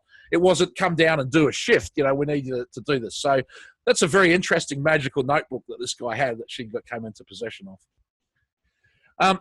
So a couple of quotes from her and from Larry Harvey. She says that we're good vessel creators. We supply a vessel for things to happen in, a container. And then Larry Harvey, he says, we decided to build a vessel to contain a community.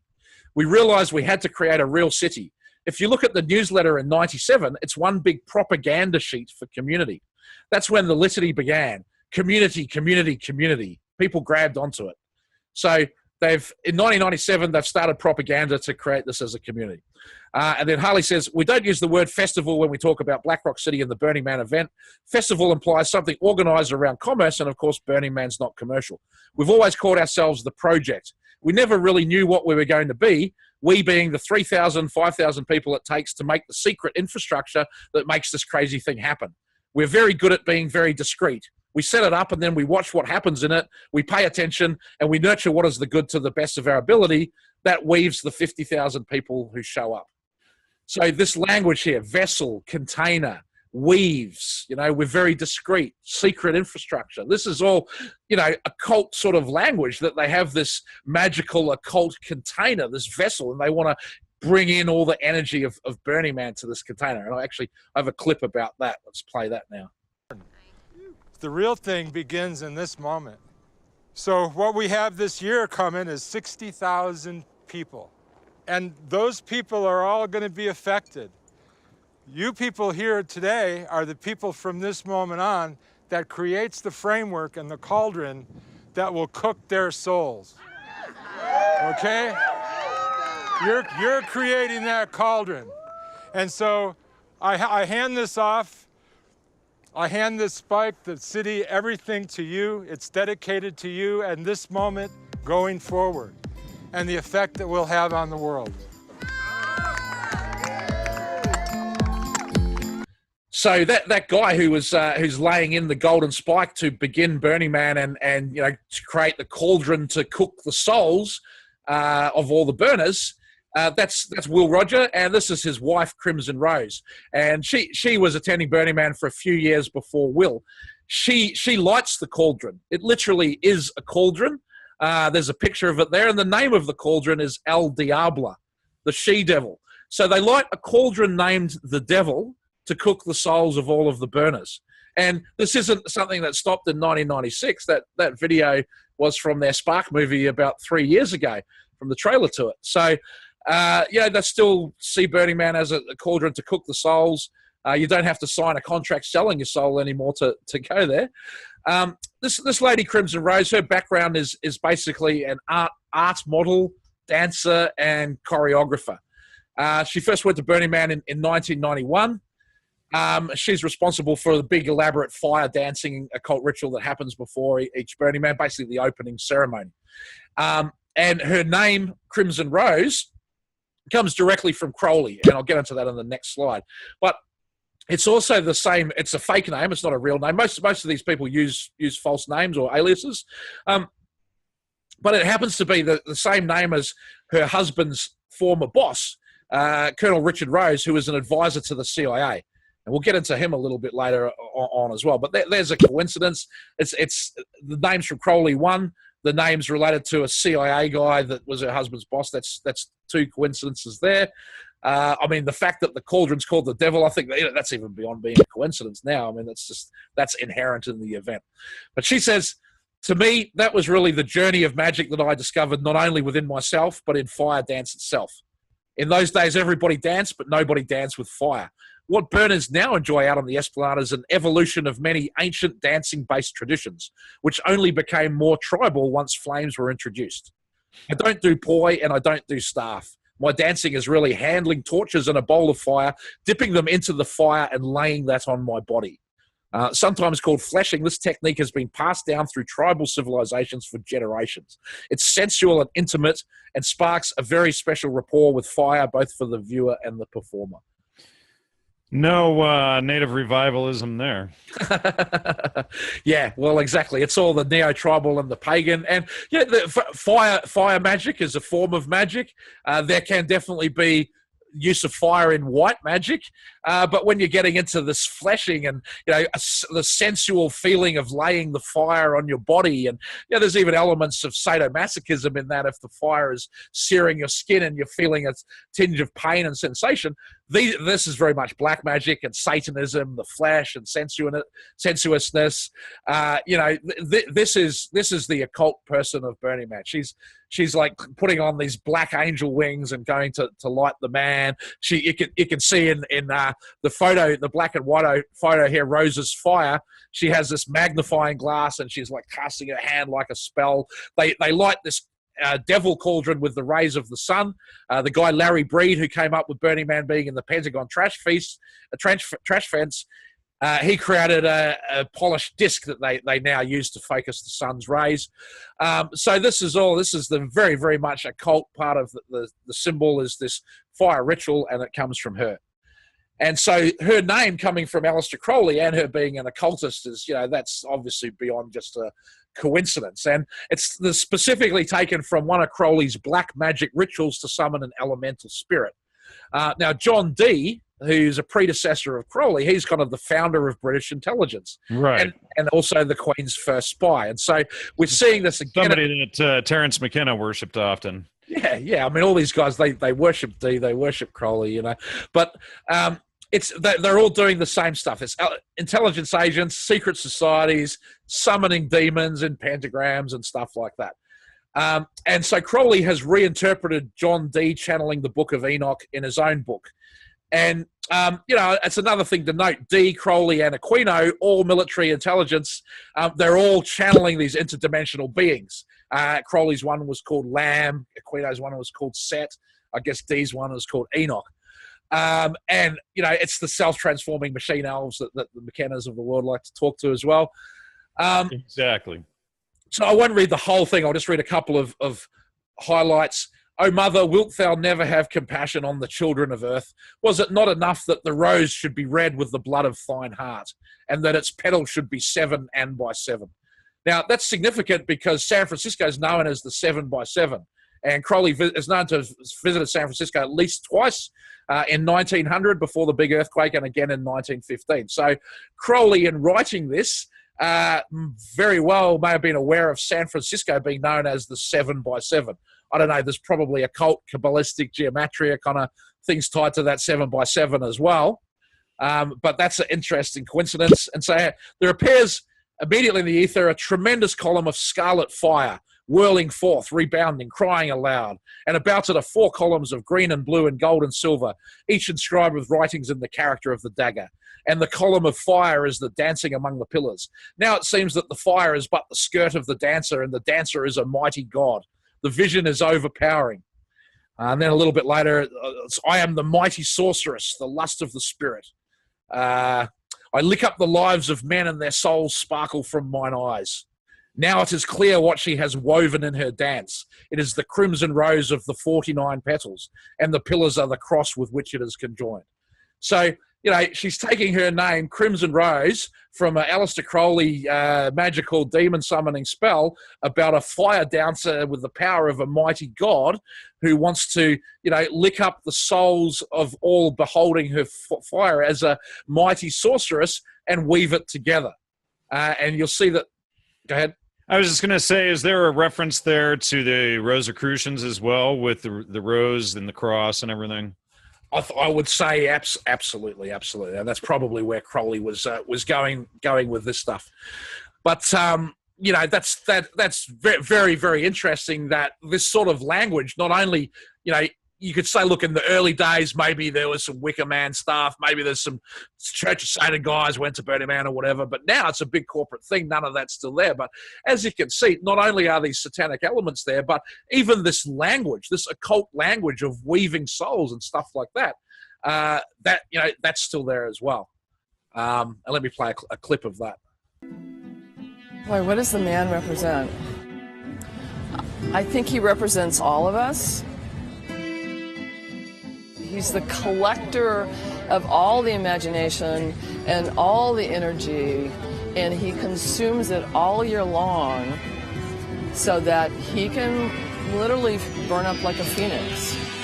The burner scene in San Francisco, in the burner community, it doesn't exist solely in the 1 week a year in Nevada. It's held together by all these other events that are going on year round, where it's the same DJs and the camps and the same people, and they go and listen to the same music and doing the same kind of stuff. They're probably doing the same drugs, you know. So this year round scene is kind of a vital part of the community. And it's really not Larry Harvey and Crimson Rose and all these people that are creating that scene in any way. It's these the camps themselves, the DJs, the party promoters that are putting these events on, and the burners go because, you know, it's, oh yeah, that's the DJ from my camp, I'm going to go support him. Likewise, you know, these are people who are bringing 20, 30, 40,000 people out to an event, you know, when they say, hey, we're going out to Burning Man and we're going to throw a huge big party there at our camp, a lot of their friends and contact list is going to come out. So these people don't get anywhere near as enough credit in the official history of Burning Man. The guy, Jörg, was originally going to be a member of the LLC that they set up in 1997. I believe 91 was his first year, but he dropped out of that for some reason. That's not known, but his wife or partner still works for Burning Man, and she runs their center camp. Michael Gosney, as well as a promoter, he's a very successful entrepreneur, multimedia, book, magazine publishing, CD-ROM publishing, and he put on the Digital Be-In events as part of Macworld. And as we've talked about previously, you know, basically this was the plan of Silicon Valley to tie the Apple Mac into the hippie counterculture and use, you know, counterculture icons like Timothy Leary to promote Apple as a way of, you know, think different. You know, you're not going to be a slave of Big Brother if you use an Apple. That's only for IBM Windows users. If you use you can rebel like you take LSD if you use an Apple. You know, you for the NSA. Hey, the fruit of the tree, right? Apple. Yeah, well, all of that. So there's a girl picture here as well who Tifa Novoa. And I have a mutual friend with her. She passed away of a cocaine overdose in Indonesia, but she's a fashion designer and had designed a lot of the outfits have now become associated with what they call this Burning Man look. It's sort of this leather and feather, you know, like a lot of the burners kind of hate this, but you know, when you see these really fantastic looking women dressed up in these incredible costumes, I think they look great. And actually, I've got a quote about that I can read. Wait. So what you're saying is basically she's the Sue Palakis of the Burning Man community. In a way, yeah, in a way, and not just her. There's other people in her camp, some of them that I know as well that she collaborated and worked with. But she really sounds like she was a very, very creative, very talented person. And here's a DJ you might have heard of called Random Rab. Of course, it has helped that many of the people in both Death Guild and El Circo are, in a word, hot. A lot of the women in El Circo were some of the most beautiful women in the world, and Novoa dressed them up to look even more beautiful. One day, everyone was all hippied out, and then the next day, they're all tribal and tattooed. So, you know, Burning Man's distinct culture with this distinct look, did it come from the mind of Larry Harvey, or was it this, you know, very successful entrepreneurs and event promoters with access to really good-looking chicks and, you know, highly talented fashion designers with someone putting up the money for them to create this wardrobe and this look for these girls? So, you know, this is kind of similar to Timothy Leary's revelations about how, you know, they staged the release of LSD in Playboy magazine with good-looking women and him dressed as a guru or whatever. You know, I think that a massive part of the success of Burning Man has been the crowd that they've drawn there. And you can't, if you're looking for why has it been so successful, you know, I think you've got to give these people a lot of credit. The other thing that's in the picture is Burning Man at Fort Mason in 1991. So Fort Mason is where Janet Law met Mary Grauberger. There's a link to the story there. And this is kind of where Stuart Brand's base of operations is these days. It used to be in Sausalito, but now down at Fort Mason, you've got the guy Jim Mason, funnily enough, that name again, who was the one that he was a Stanford anthropologist who first heard of Burning Man as a rave and decided he had to build a military-grade flamethrower to shut down Goa Gill. You want to make it go full screen again? Oh, sorry, yeah.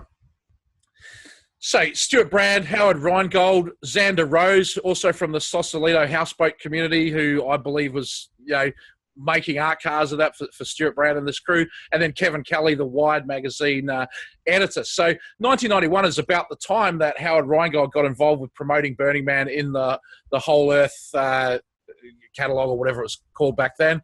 I've previously shown some images from that. So why are they, this desert event thing, why are they putting it on a barge in San Francisco and flooding it to sea? Why are they doing it at Stuart Brand's base of operations? You know, that's kind of a little bit of a strange part of the story at a former military land that's called Fort Mason. Now, moving on to this guy, Stuart Mangrum. So this is the first Minister of Propaganda for Burning Man. And to his credit, he is the only one of them that acknowledges service in the military. In his official bio, he says, a veteran of the US Air Force, he holds a bachelor's degree in government from the University of Maryland. So we've previously been looking at some of these universities from the Vice magazine listing of the top 100 militarized colleges in the US. The University of Maryland is number one. It's the number one spook school in the country. That's the Air Force sent him there to get a degree. And, you know, it says he's a veteran of the Air Force. He's a cryptologist, linguist, and analyst with the 69 90th Electronic Security Command. He's been working Burning Man since '93. He's also a founder of the Cacophany Society and the Billboard Liberation Front. So he basically took over from Mikel as the editor of the Cacophany Society magazine. And then he also became the editor of the Burning Man newspaper, which Mikel said that he founded that as well. And so here you have two people with military backgrounds, one definitely military intelligence background, the other one probably, and they both took on these propaganda-style roles of being the editor of the magazine and the publisher. In the lawsuit against John Law, this guy testified against Mikel. He can say, I can state without hesitation that Mikel did not create any of the Burning Man logos like he claimed under penalty of perjury. So even, you know, this guy Mikel, even his colleagues call him a liar, and they're quite happy to call him a liar under oath in court. So this guy, Stuart Mangrum, has also set up the first live stream at Burning Man, which was a group called the Mad Monks, did it in 1994. So streaming live video on the internet in 1994 that's almost inconceivable to me. Yeah, that was just, I mean, I was into the internet and I didn't have access to money's no object technology, but even if I did, I probably still couldn't have got the gear to do that. That's like military grade level stuff to be able to do live video on the web in 1994. That's you know, pretty phenomenal. I mean, in 1997, you could barely maybe do a video call, you know. So he creates the themes with Larry Harvey. He came up with the whole Helco, the elaborate thing and vision for Helco. What came from him. He was drawn to the idea of creating a pop-up city in the desert, unburdened by history or context.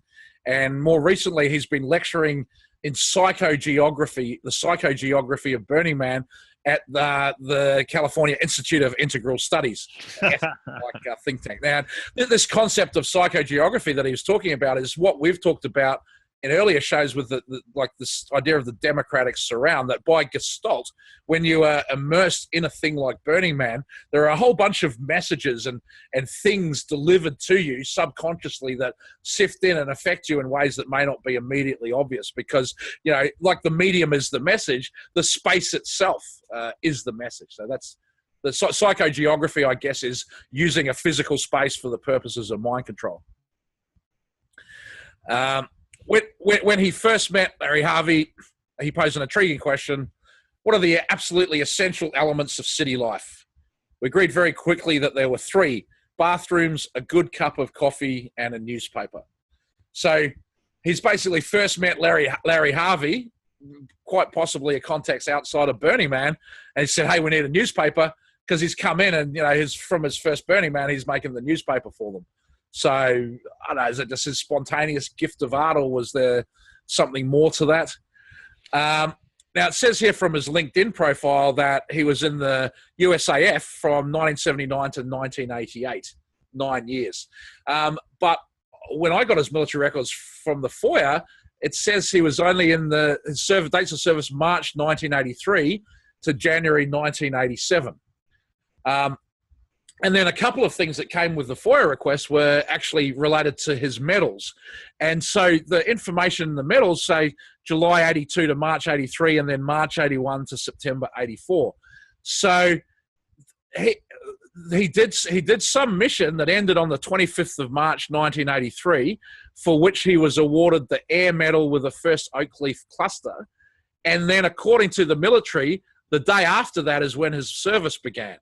So that is a contradiction. That doesn't add up. And, you know, to me, that's an indication of a classified mission and quite possibly being seconded from the Air Force to another branch of intelligence. The sort of missions that he was doing in the 69 90th Electronic Security Group, there's a picture of a plane there, the KC-135 Rivet Joint, and he's working out of Kadena Air Force in an island of Japan. I've got that shown on the map there. You can see that's basically, you know, China and Russia, and the rest of Asia would be your operating theatre, potentially India as well, flying in this very sophisticated electronic spy plane. And so he's not just a veteran of the Air Force, he's a decorated veteran of the Air Force twice. You know, he did such a good job, whatever this job was in 82, 83, 84, that they then sent him through a 4-year degree at the #1 spook school in the country. And what he decided to do when he graduated was quit all that, leave the military, have nothing more to do with any of them ever again, come to the Cacophany Society to be their magazine editor, and come to Burning Man to do their newspaper. Wink, wink. Yeah. And so, yeah, you know, we see this pattern quite a bit actually with these guys, that they seem to have been doing something related to the Defense Department or the military community, intelligence community, and then they go from that. Steve, doesn't everybody usually work upward in their career rather than downward? It's a very unusual career path within the military to go into raves. You would think. But if you think of it in terms of intelligence and mind control and all of this other stuff as the apex of these operations, then it makes sense that all of these guys and gals would want to go to Burning Man as their next step of military operations. Definitely. And it's like they say, you know, once you've seen it, you can't unsee it. Right. When you look at it all in context, suddenly everything fits to place, and then that's a sign that you're on the right track. Yeah, exactly.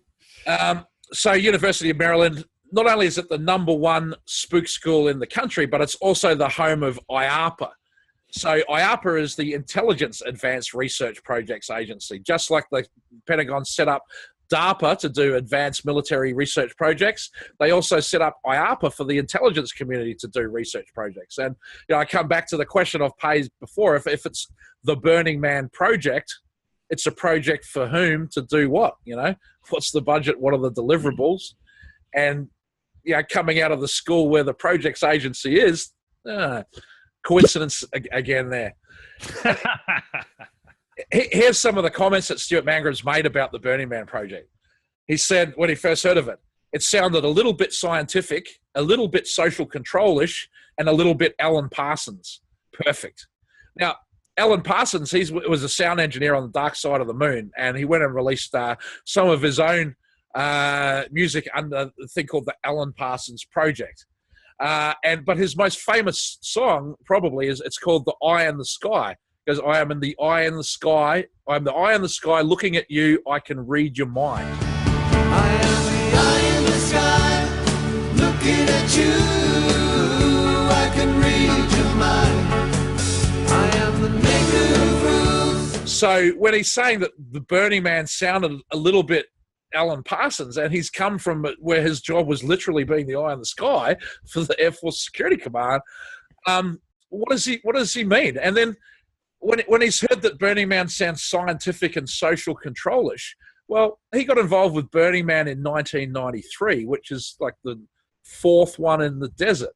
So what's scientific about it back then? This is like 100 people in pith helmets taking LSD, you know? Or maybe if it's an acid test, maybe then it's scientific.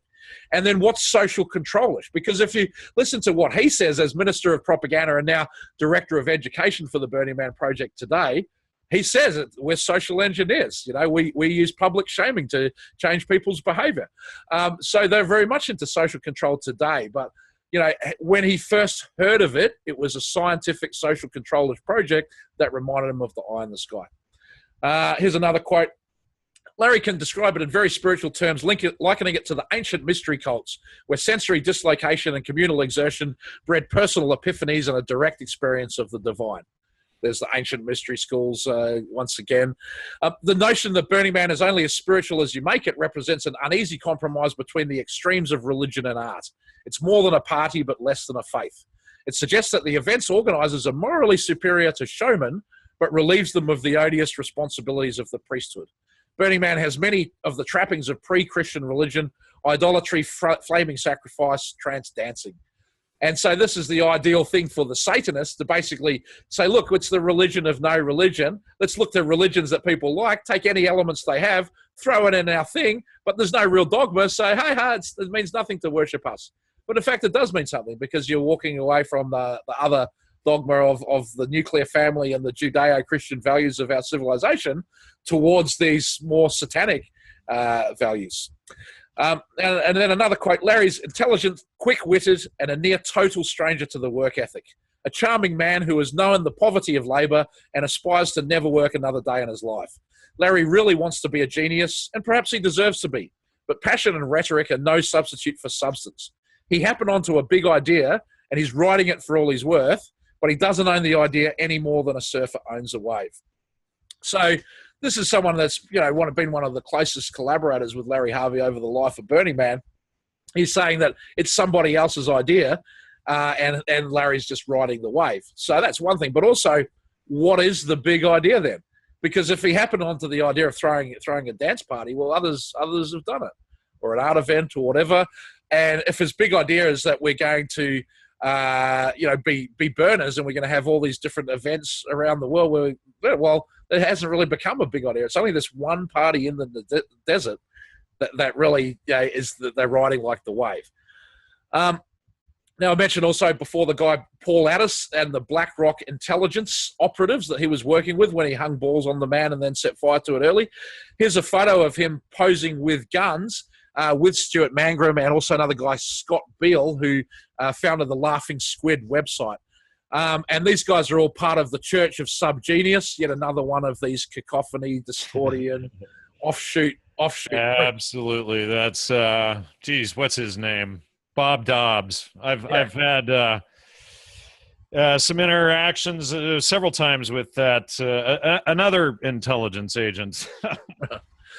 So it's pretty well known, or the story painted in the Burning Man community about this guy, Paul Addis, is he was a lone wolf nut. He had some psychiatric problems. Maybe he was off his meds, and, you know, he did stuff he wasn't supposed to. But looking at this photo, there's a whole different side of the story here, that he called himself an intelligence operative.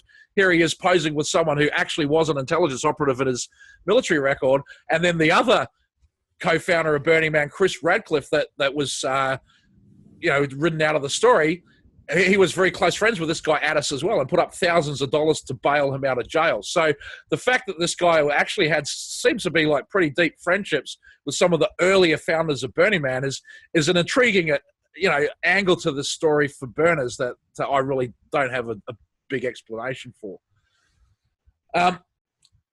So we move on from Mangrum then to this guy, Will Roger Peterson, is Crimson Rose's husband. So he first gets involved in Burning Man in 1994. His dad was in the military as well. And just I want to say on that, as we,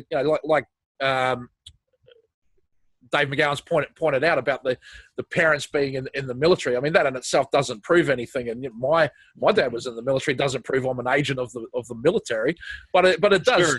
But where's the parent that owned the camera shop or the grocery store, or was a mechanic, or there's something else, right? Yeah. I mean, we've got parents who are military, parents who are Freemasons. That's right in this story. And also Mary Grauberger and Flash Hopkins, I suspect they had parents in the military, but I left that out of my slides because I can't confirm that yet. But Scott did. And he before he was a Burning Man, he was at the Rochester Institute of Technology for 20 years. And he was assistant professor in photography and analytical chemistry. Now, this is yet again another one of these guys that's come from the East Coast to become a founder and owner of Burning Man on the West Coast. But, what's the Rochester Institute of Technology? Are there any ties between that and the intelligence community? Well, as it turns out, hell yeah, there is. There's an enormous scandal came out about the deep ties between RIT and the CIA. And the Jennifer Hyman, the journalist that did the work, she was a finalist for the Pulitzer for this research, although she didn't win it. But she basically exposed that this guy, Richard Rose, an ex-Marine who was the president of RIT, from 1979 to 1992, was working for the CIA. And not only that, at least 50 of the faculty, staff, and students had clearances with the CIA. And the CIA had penetrated the Center for Imaging Science, the College of Graphic Arts, the School for American Craftsmen, and they were involved in photography, woodwork, electro-optics, digital image processing, and artificial intelligence. So this is everything from teaching people how to make false bottoms in wooden desks and things like that in the woodworking class, to hidden cameras and how to process spy satellite imagery and stuff like that. The CIA has all of these programs going on at RIT for like, basically the entire time that this guy is on the faculty is, his boss is running these programs. And the area where he's working, photography and analytical chemistry, this is like the Center for Imaging Science, and this is the specific area where the CIA has infiltrated it. The RIT committed to tailor its curriculum to be responsive to certain defined specialties of the CIA and to establish a program leading to a doctorate in imaging sciences. The university also very close to the University of Rochester, which was a major MK Ultra participant. It's basically on the other side of the freeway from them. So that's, it's not evidence that this guy was CIA, but, many of his peers around him were. He was completely surrounded. A little bit like Leary, I guess, maybe I didn't know when I was writing the CIA entrance exam that all my peers were CIA. But right. Basically, he's left this job, this career, this being involved with the college for such a long time and moved to the other side of the country pretty much at the time that this entire thing about, the CIA infiltration of the university has come out. So we'll ring the coincidence meter once again. There was also a pretty serious incident with this guy in 2004 where he was sort of tussling around with one of the volunteer DPW workers, and she accidentally fell in the fire. And then he said that if she wanted to get medical treatment, she'd have to give him sexual favors. Apparently, he stopped drinking after that, but didn't get into any more trouble.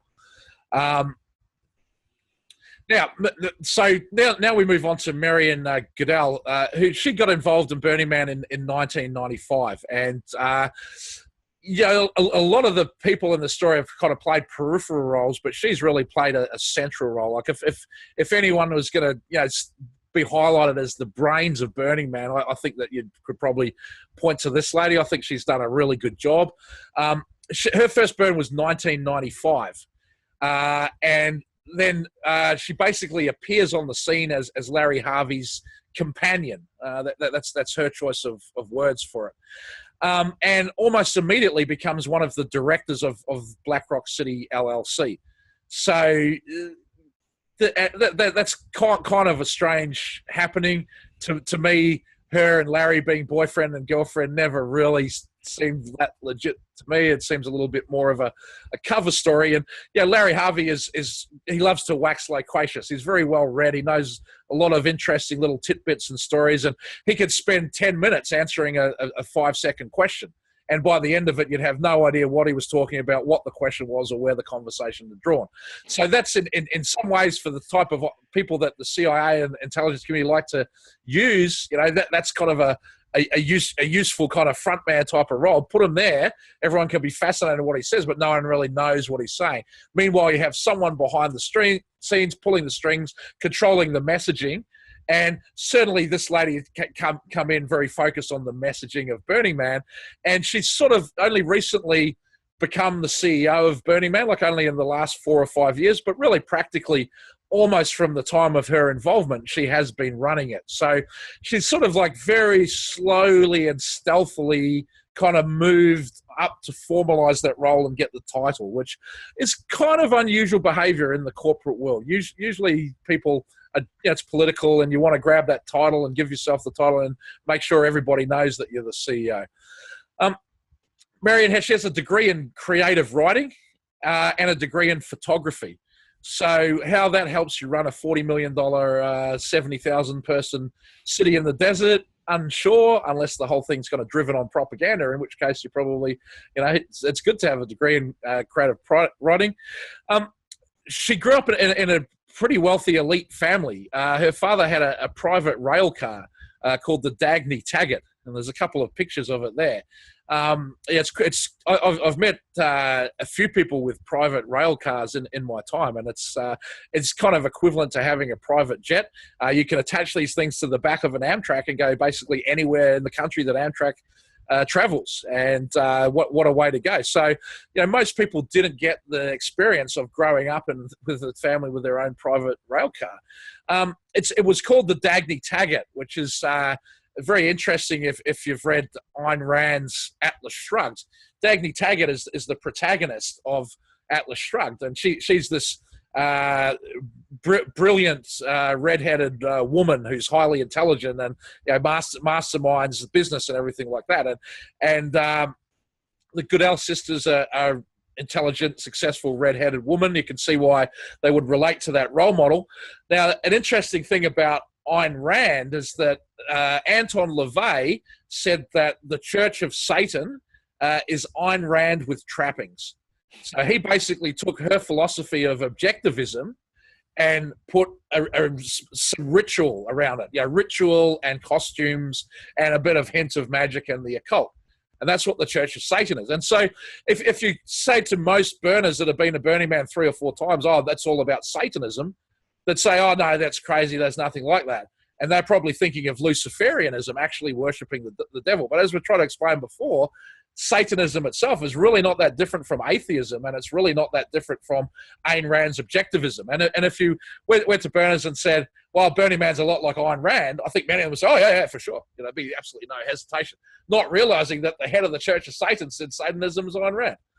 So you've got a picture there. She's got ICANN has cats and fire mages to feed, so she's quite interested in World of Warcraft, and we'll talk about that in a second. But the mages, the occult, the cat lady. There's a picture there of her art car, which is a cat. So the cat is obviously the familiar within the world of witchcraft, and her family has been in the US since 1634. And World of Warcraft, I mean, go ahead. World of Warcraft, yeah. The family's been in the US since 1634, and I went back through Ancestry.com trying to find a link with Roger Goodell, who's the NFL commissioner, and they are related, but very, very distantly. It's like the same, I think his name was Isaac Goodell, that landed in 1634 is a ancestor to both of them. But there's also a tie in the family to the Salem witch trials, that the Goodells were actually involved in the Salem witch trial. I think it was one of the family members killed by someone that was later accused of using witchcraft. And there's someone else in the family has gone and looked at the family history to witchcraft and the occult on a website, which I've got a link to in the slide. So there's sort of like just like Flash Hopkins being descended from the signers of the Declaration of Independence, this is pretty much like Mayflower Pilgrims or whatever, some of the earliest families, and a deep occult lineage. So she went to she's from Ohio, went to Bryan High School, Ohio, and then Goucher College, which is in Washington D.C. in Maryland. And there's also a bit of a gap in her resume. So between 1987, when she graduated from Goucher, and 1992, when she went to the San Francisco Academy of Arts to do a degree in photography, what was she doing in that time? In 1995, she was a project manager for different websites, working for SoftAd in Mill Valley, and she worked on Ford.com, which at its time, Ford.com, I think, was the first $1 million website. was really a huge deal. And they just had the Ford logo, and they had like a little light thing that spun around it. And to have animation on a webpage was like really cutting edge back then. And just a coincidental note that Doug Valentine, in his book about the Phoenix program in Vietnam, said that everything in the Phoenix program was modeled on how Ford operates. So, little coincidence there, perhaps. Stream one. Anyway, she's left behind her project management career and everything like that to come and work for Burning Man. Here is Marianne talking to CNN Money in 2007. And she said, the Business 2.0 magazine, Marianne Goodell, 44, is a no-nonsense blonde with a voice that sounds like it's barking orders out of a walkie-talkie. She's a veteran of 7 industries, including law, advertising, software development, and Department of Defense contract work. So here she is saying to CNN that she is a veteran of Department of Defense contract work. Now, that's obviously come in this period, this missing period, 87 to 92. Also, law. I don't know how's she a veteran of the legal world. That's a strange thing in the resume. So something doesn't add up about this story either. How do you become a veteran of Department of Defense contracting? But again, it all makes sense of why you would come in to become CEO of Burning Man, coming from that background. So her love and escape from work is her 2 sweet-tempered kitties. Her second is her level 80 fire spec blood elf mage. So this thing about World of Warcraft, surely that couldn't be linked to the intelligence community or anything, could it? Well, as it turns out, yeah. In Annie Jacobson's book, The Pentagon's Brain, which is about DARPA, great book, she talks about a thing called Project Reynard, which was a CIA, NSA, and DARPA project infiltrating the World of Warcraft. So, there you go. These people are everywhere. Now, the Goucher College, where she went, that's a very interesting place as well. It's mostly female college, and it also has one of the highest percentage of Jewish students in the country, although I have no information one way or the other of if she's Jewish. It's very close to Johns Hopkins, and it was actually known as a feeder school for girls for Johns Hopkins. It's a former US ambassador calling it that. I've got that in the notes. And it's also the home of a Johns Hopkins campus for the Center for Talented Youth program. And the Johns Hopkins Center for Talented Youth saw Mark Zuckerberg, Sergey Brin, and Lady Gaga all went through it. Now, not only did these people go on to, pretty huge kind of celebrity famous roles, but they all appear to be Satanist. Sergey Brin, I can say that from having personally firsthand witnessed him doing an occult ritual in a nightclub, and also all the links between Google and Burning Man. Mark Zuckerberg, you can look up, he's quite fond of butchering animals, pigs and goats and things like that, and parties. He thinks that makes him a man. And then Lady Gaga, obviously deeply tied up with all the spirit cooking and all that kind of stuff. So that's a hell of a coincidence. The Goucher College also has been linked to the Annapolis Naval Academy. Annapolis is not that far away from it, via some of the clubs and the board members. They had a previous president, Sandy Unger. He was the director of the Voice of America, which is a CIA front, and managing editor of Foreign Policy, which is the official magazine of the Council on Foreign Relations. The current president, I think he might now be former president, but he's a fellow of the Royal Society with 4 degrees from Stanford. And then previously, the head of the Committee of Visitors, the governing body of the college, was Admiral Stansfield Turner, who was the former director of the CIA. And he was actually the guy from the CIA hauled in front of Congress to explain what was going on with MK Ultra. And one of the things he testified was that no actual operational use was ever made of any drug in MK Ultra. But obviously, that's ridiculous. He's also responsible for something called the Halloween Massacre, where 820 CIA agents were fired at once. He was a Rhodes Scholar. He went to Oxford. He's a member of the Council of Foreign Relations and also on the board of Monsanto. So pretty heavyweight CIA guy brought in to investigate a big review of the US Naval Academy. And the Gash College has CIA recruitment day going on at school. So they don't show up on the list of spook schools in the country, but you've got to say having the former head of the CIA as the head of your committee of visitors gives you a little bit of spook school credibility. Now, Admiral Stansfield Turner, the MK Ultra hearings, is asked, what do you mean, Admiral, when you mention projects using magicians' art? How do magicians get into the spook business? Turner says, I've interpreted this as to how to slip the Mickey into the fin, but I'd like to ask my advisors here to comment. The advisor says, I think that's essentially it, Senator. Surreptitious administration of material to someone, deceptive practices, how to distract someone's attention while you're doing something else, as I understand it. It was also some type of a covert communication project involved with the study of how magicians and their assistants perhaps communicate information to one another without having other people know it. So MK Ultra was studying magic and working with magicians. There's an interest in magic in the intelligence community. And that's why you see Mulholland and some of these other magicians showing up, Houdini, et cetera, showing up under this stuff. Yep, absolutely. And then Turner, he says, I have not tried to indicate that we either are not doing or would not do any of the things that were involved in MK Ultra.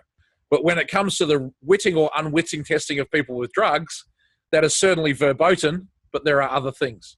Now, what the hell does that mean? What the hell? I don't want to talk about classic intelligence community double speak or whatever, but quite clearly the CIA tested drugs in operations such as Midnight Climax. And Burning Man. And Burning Man. So in 2014, Marion was invited to go to the Skoll World Forum. So Jeff Skoll is one of the PayPal mafia, very big, significant figure behind the scenes of the tech industry. And the Skoll World Forum is a Davos, type event. So this is like, we've got Larry Harvey going to the Economist Conference. We've got Marion Goodell going to the Skoll World Forum, sharing their expertise about Burning Man. And when they share their expertise, they don't ever say, oh, we got Jurg Bullock and Michael Gosney, top promoters, to come in to get the hottest chicks in the world in really great fashion, and that's why it was successful. Or that, hey, we handed out a bunch of government drugs to everyone for free, and people love free drugs. It's never that. It's always their brilliance and ingenious way that, that burners have adopted all these models and principles. But anyway, she's gone to the Skoll World Forum with Larry Brilliant. Larry Brilliant, of course, being the Grateful Dead's doctor and the founder of The Well with Stuart Brand, which went on to become the World Wide Web. And so there we have, again, a link between this Burning Man group and the Stuart Brand, Grateful Dead behind-the-scenes kind of group. And she's saying that she spent a summer studying at Oxford in Trinity College. And Oxford is notorious as a recruiting ground for the intelligence community, both Oxford and Cambridge. That was described in some detail by Carol Quigley in the Anglo-American establishment. So she's gone there for a summer and learned all this great stuff about leadership that's changed her life. The Trinity College, there's a Trinity College Cambridge and also Dublin. And this group, Trinity, is actually either the second or the fourth, between the second and the fourth largest landowner in the UK, basically after the Queen of England. Enormously wealthy and old institution. John Dee went to Trinity College, Cambridge, so did Alistair Crowley. Trinity College, Oxford, is related to the Cambridge one, although not quite the same list of spooks. But anyway, again, ring the coincidence. She's had a semester at one of the #1 intelligence community recruiting schools. So moving on to this other guy, Jim Graham. His code name is Ron John, and he's basically PR and communications as well. So this organisation, Burning Man, headed by a .com PR girl that we just saw, it has an enormous number of ministers of propaganda, PR, public relations people with degrees in rhetoric, like all kinds of things related to spin is really the corporate stacking of this. So when you look at his Burning Man bio that says here, it says, he's a reporter for 12 years, including 4 years in Washington, D.C., covering Congress, the Pentagon, and NASA. So, okay, cool. He's like a reporter on Congress, and sometimes he reported on the Pentagon. Okay, that's one way to spin it. But when you looked at his LinkedIn resume, it says 5 years media operations manager at Lockheed Martin Space Systems. Now, that's quite a different thing, right? I'm a journalist at Congress. I run the media for the world's biggest arms company. Right? So, you don't accidentally mistake that. So what some of the things he did, this is from his own website. Especially not when you're the one in charge of media operations and how you would present yourself. Well, exactly. So he did PR for the Sea Shadow stealth destroyer and also for the Corona satellite system that was declassified. And I've got a picture there from the Corona satellite of the Pentagon from the 60s, 1967. I don't understand why Lockheed Martin would be doing PR for a satellite system from 50 years ago that was declassified. So I think more likely he's doing PR for the classified systems that he just can't talk about because they may well still be classified. So I would think that to do public relations for a company as significant as Lockheed, you would require some form of security clearance. And, these ex-military guys or current military guys, whatever, with their security clearances, I mean, to get the clearance, you've got to do a drug test. So it's not a natural fit to go to an outlaw party full of LSD and all kinds of other stuff in the desert if you're someone with a security clearance. It's not the most obvious thing in the world that you'd put together. Unless that's the next step in your career direction. Exactly. So yet again, we've got another one who's come out of the military-industrial complex from a really seemingly like a pretty good job and position, and now he's doing all this stuff for Burning Man as a volunteer. The other thing we should mention is that the final part of Michael Aquino's career, he was in space intelligence in Colorado, which had been newly formed. So his background in psychological operations, that's all media and PR. That's what PsyOps people do. And this guy doing media and PR for the biggest space company, what are the odds that their paths would have intersected in some way?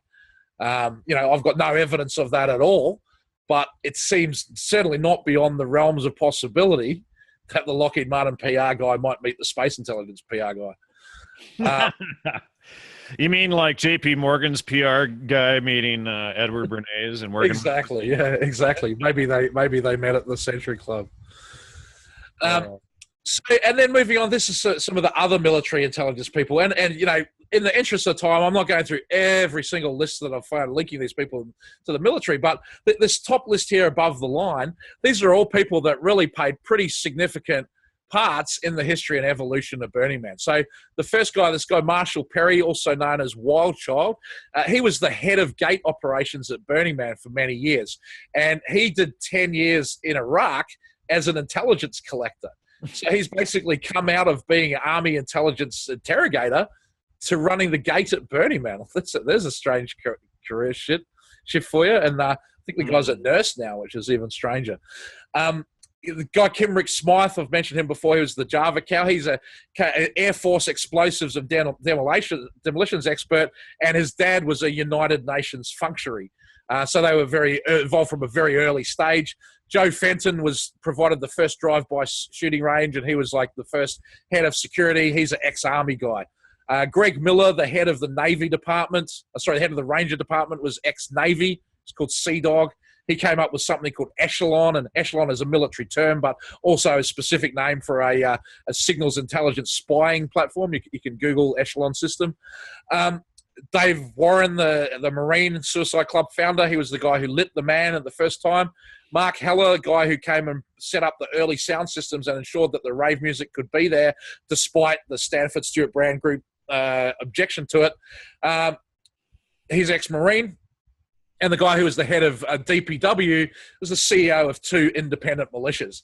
Now, this is a background that's totally consistent with a military project that civilians are invited to, but pretty inconsistent with, a bunch of freewheeling spirits and misfits and freaks that just get together to have adventures beyond the pale, What are the odds that all of those ones are military guys, And then we've got a few others as well. The Burn Wall Street art installation was one of Burning Man's more famous and controversial pieces in recent years. The guy who did that is an ex-Marine.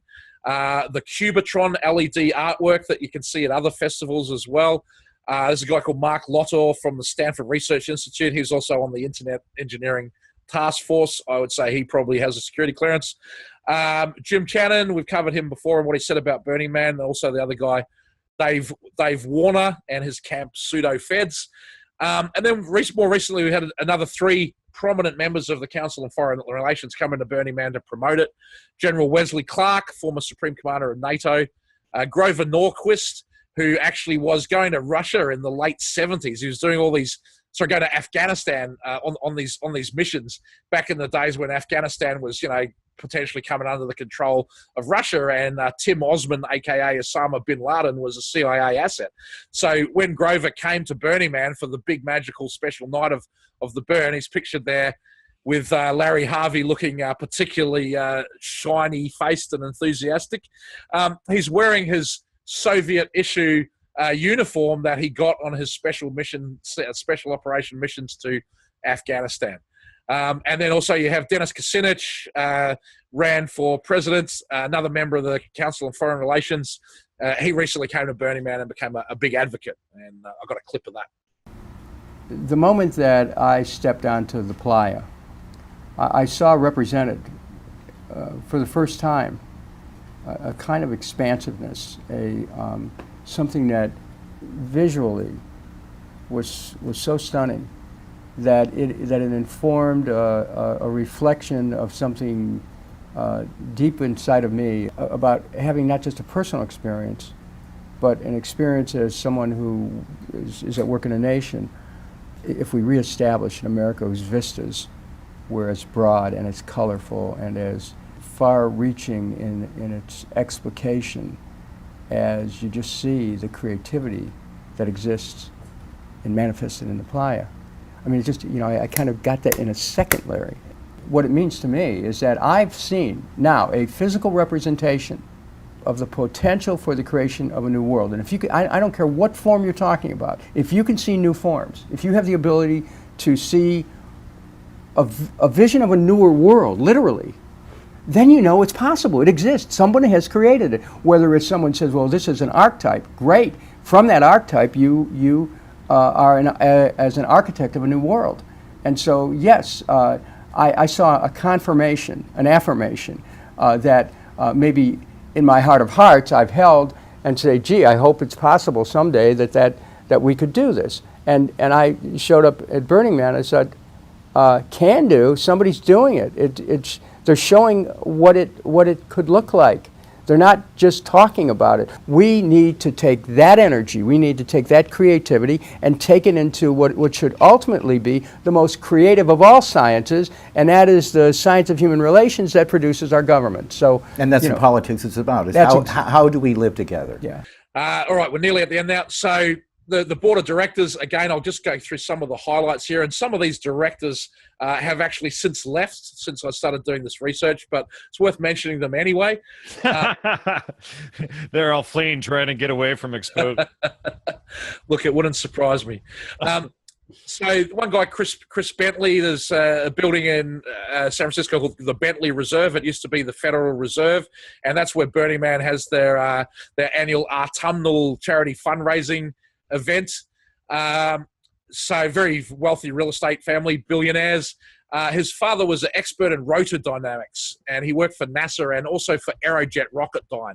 Now, Aerojet Rocketdyne was a company founded by Jack Parsons, occultist JPL. So there we go, ding, ding, ding. That's a hell of a coincidence there. And this guy's, they were a very prominent couple in the burner scene and San Francisco socialites. His estranged wife was quite a popular person, and she died under very mysterious circumstances. You can read more about that on my website. I've got links to the stories there. But basically, she was found in a small apartment in Carson City, Nevada. She'd been dead for more than 30 days, and she was found by a process server sending her an eviction notice. The body was so decomposed that it was impossible to determine the cause of death. So then another guy, Leo Villarreal, he's the artist behind the Bay Lights in San Francisco, which is actually the largest electronic art installation in world history. Someone pointed out to me it's potentially the largest work of art because it spans a greater area than even the pyramids in Giza. It's like 4 miles long. And this is like a $20 million art project that they got commissioned. A lot of the burner community put the money up. The Bay Lights look fantastic. And Leo's a very talented artist. a founder of the Disorient Camp, which is one of the main camps at Burning Man. But he was at Interval Research, Paul Allen's think tank, in 1994, and that's when he first heard of Burning Man and attended it. And previously, he'd done some work for SAIC, which is a military contract. So he's got a software engineering background, even though he's now known as an artist. And a few years ago, Burning Man's management team went out to Bohemian Grove, and he delivered a 45-minute lecture on Burning Man at Bohemian Grove. So this is the guy they chose to be the most appropriate giving the presentation within that audience. Ex-Yale, he's a very good guy, Leo, and one of the good people in there for sure. Ray Richmond, who I believe has recently left. My information is that her father was Dan Richmond, who was one of the latte carpenters that was friends with Larry Harvey in the early days. She was on the board of Rockefeller Philanthropy Advisors. She basically ran Rockefeller Philanthropy for the West Coast for 9 years, and then she was promoted to be a vice president at Airbnb. She's gone to the University of Virginia and Berkeley and Columbia. Another one is Chip Conley. He's also a vice president at Airbnb and on the board of Burning Man, and he's a trustee of the Esalen Institute. He was a hotelier, quite a wealthy, successful, prominent gay businessman. That's how he promoted himself, as a gay businessman. I guess that was significant to him, and owned a bunch of hotels with the Pritzker family, and also owned a hotel with Timothy Leary. So we have yet another Leary tie in here. Jennifer Razor on the board. She just wrote a book about Burning Man. She's also on the board of the Silicon Valley Community Foundation, which is the 18th largest tax-exempt foundation in the world, with things like the Rockefeller and Ford Foundation being up the top there. So that's a very, very powerful person in Silicon Valley. Matt Goldberg, who works for QVC, I think, so I don't know why they need someone from the Home Shopping Network representing this entire philosophy that's supposed to be without money.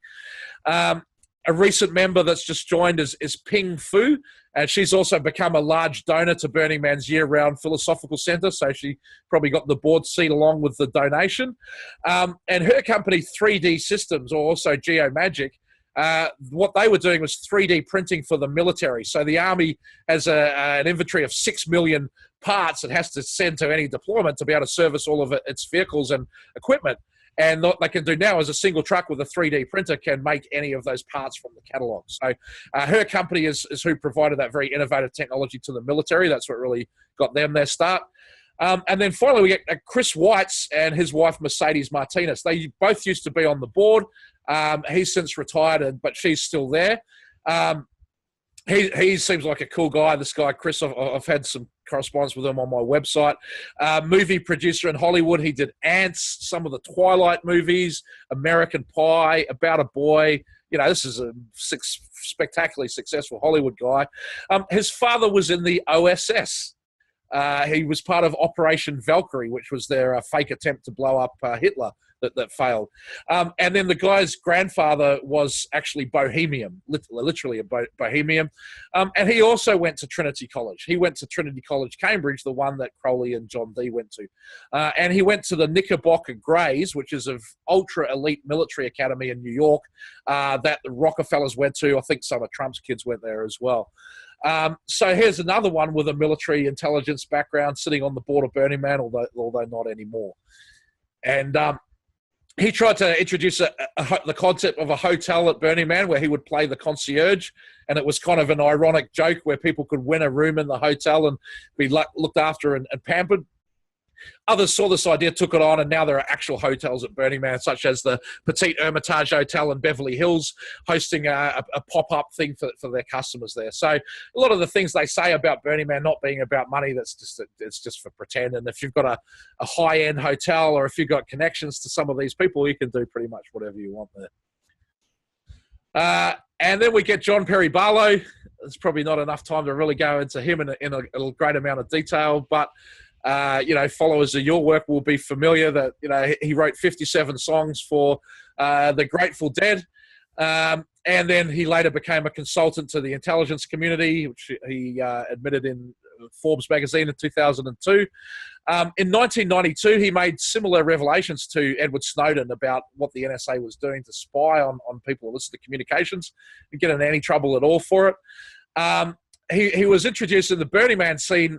He's been going since 1994, but recently they did a tour series at Columbia University called The Founders Speak.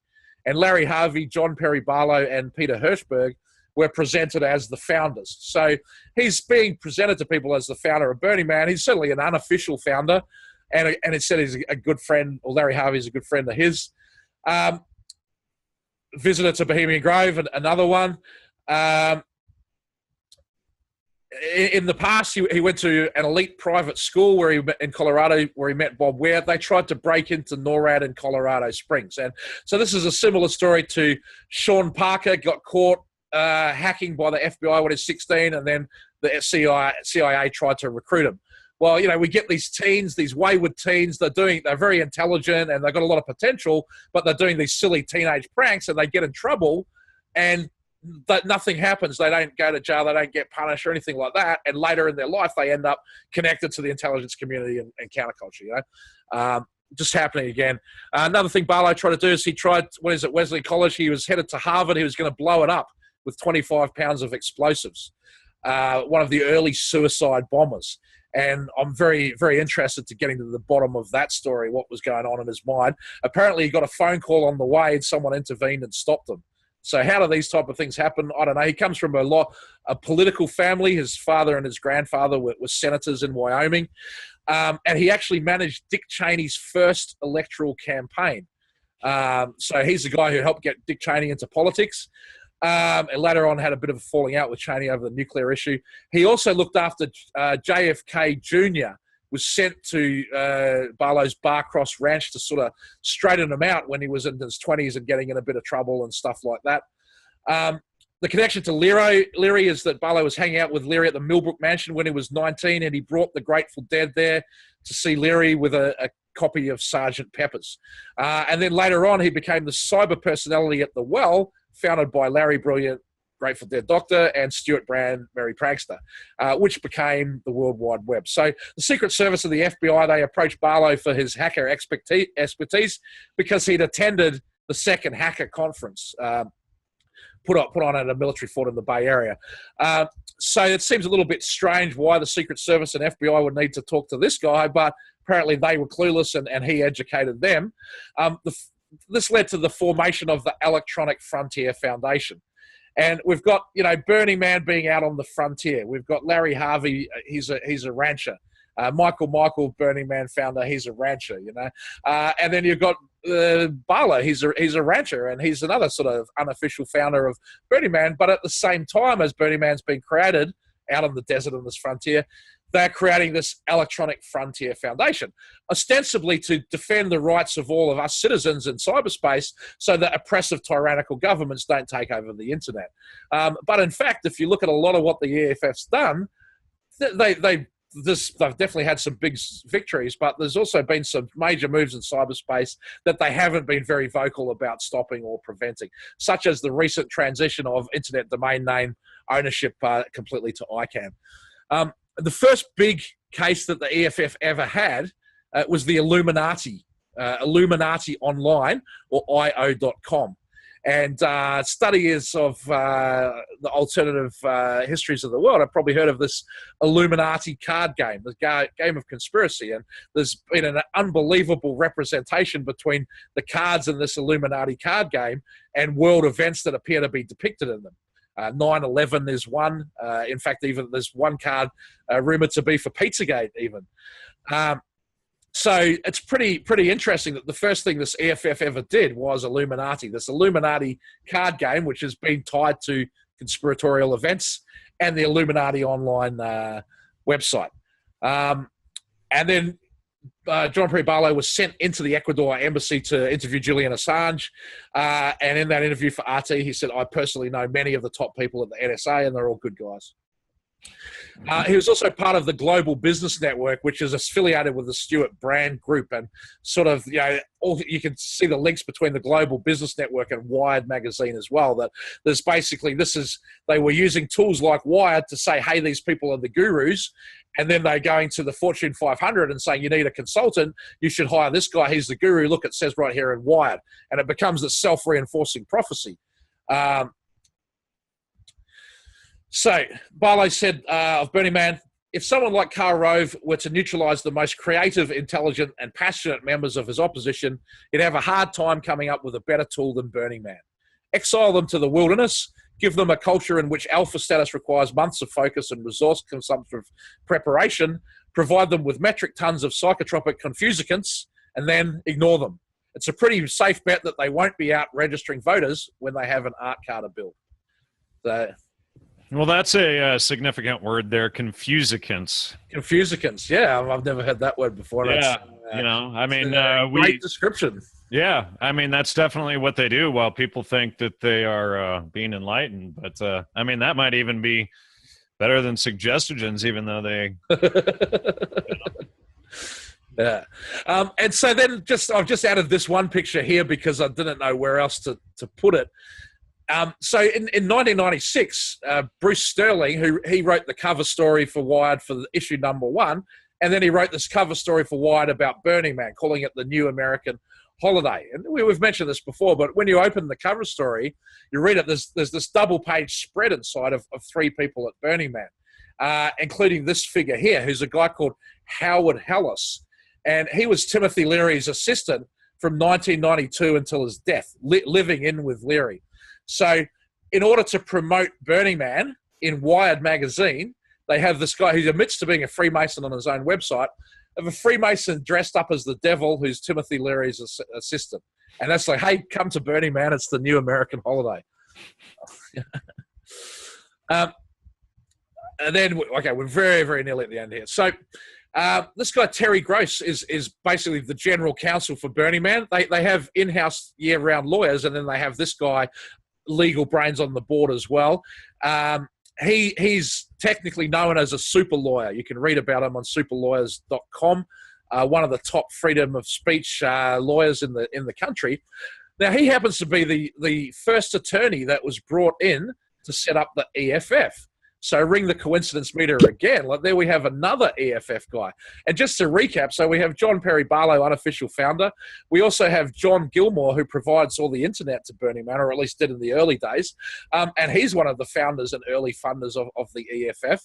And then we also have Brian Baylordorf, the first chief technology guru of Burning Man, who went on to the World Economic Forum, and he's on the board of the EFF. So there's this incredible intersection between the Electronic Frontier Foundation and Burning Man, which is on the frontier, being created by all these ranches that they're saying is the physical manifestation of cyberspace.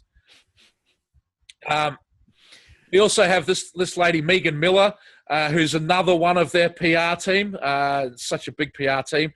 And she's proud that she's been attending Esalen since the age of 3. So she's been basically fully baptized in the mind control.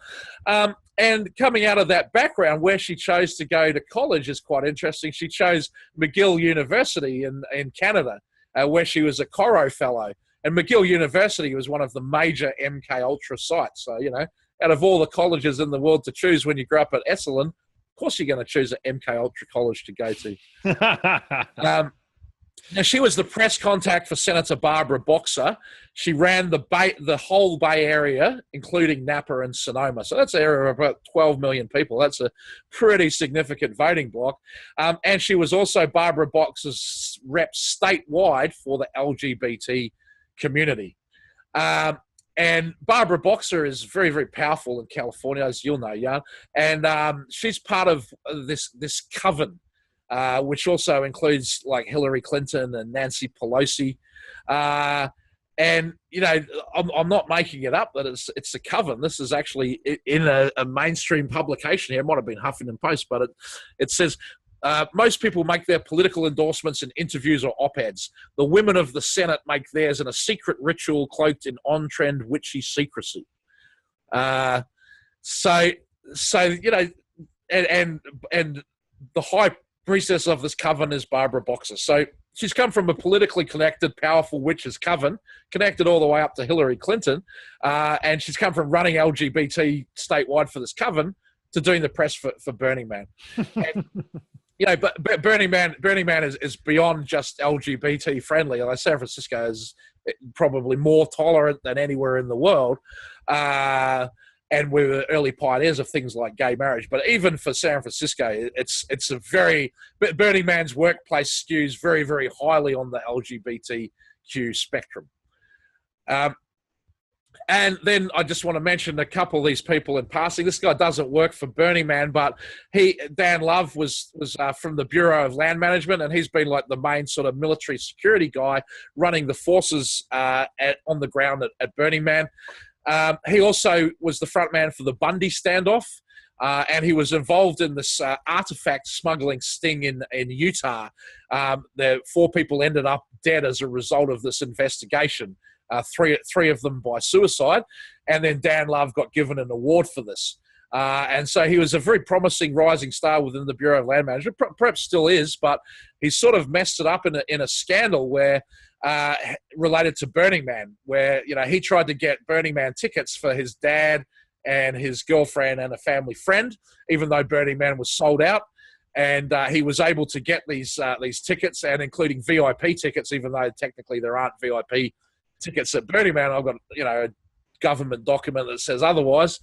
And then this all came out that they were requesting $1.5 million for a VIP compound with refrigerated ice creams and everything. And so the shit hit the fan, and he got reassigned. The other guy pictured there on the bottom left is Gene Seidlitz from the BLM, and he got reassigned over this VIP compound case, which we call Choco Taco Gate. And so this guy has got quite a few friends in the JTTF, which is the Joint Terrorism Task Force. And if you follow the work that George Webb has been doing on YouTube, investigating Hillary Clinton and a lot of these people, he has said that the JTTF is basically the CIA infiltrating the FBI. And we showed in the last episode we did that the JTTF is at Burning Man with the FBI and advising Burning Man. And they're also getting into the Bureau of Land Management as well. So do we really need heavily militarized police, SWAT teams, bulletproof vests, automatic weapons to police this rave in the desert where there's about 40 arrests a year, of which 36 are for marijuana possession? I don't... it seems like a bit of overkill. And then I won't go through Heather Gallagher again. I've just included it here for completeness that, this is the lady that runs all the IT at Burning Man, and she came to Burning Man after 9 years at the Navy Marine Corps intranet portal, running the biggest outsourcing contract in the world. She didn't run the project. She was doing a project management software development role within it. But again, from this military background, and she went to the number 5 and number 56 spook school in the country. So bring me to the last slide for today. Look at these remarkable coincidences, right? That 5 of Burning Man's key people all went to school within about 100 miles of each other on the opposite side of the country.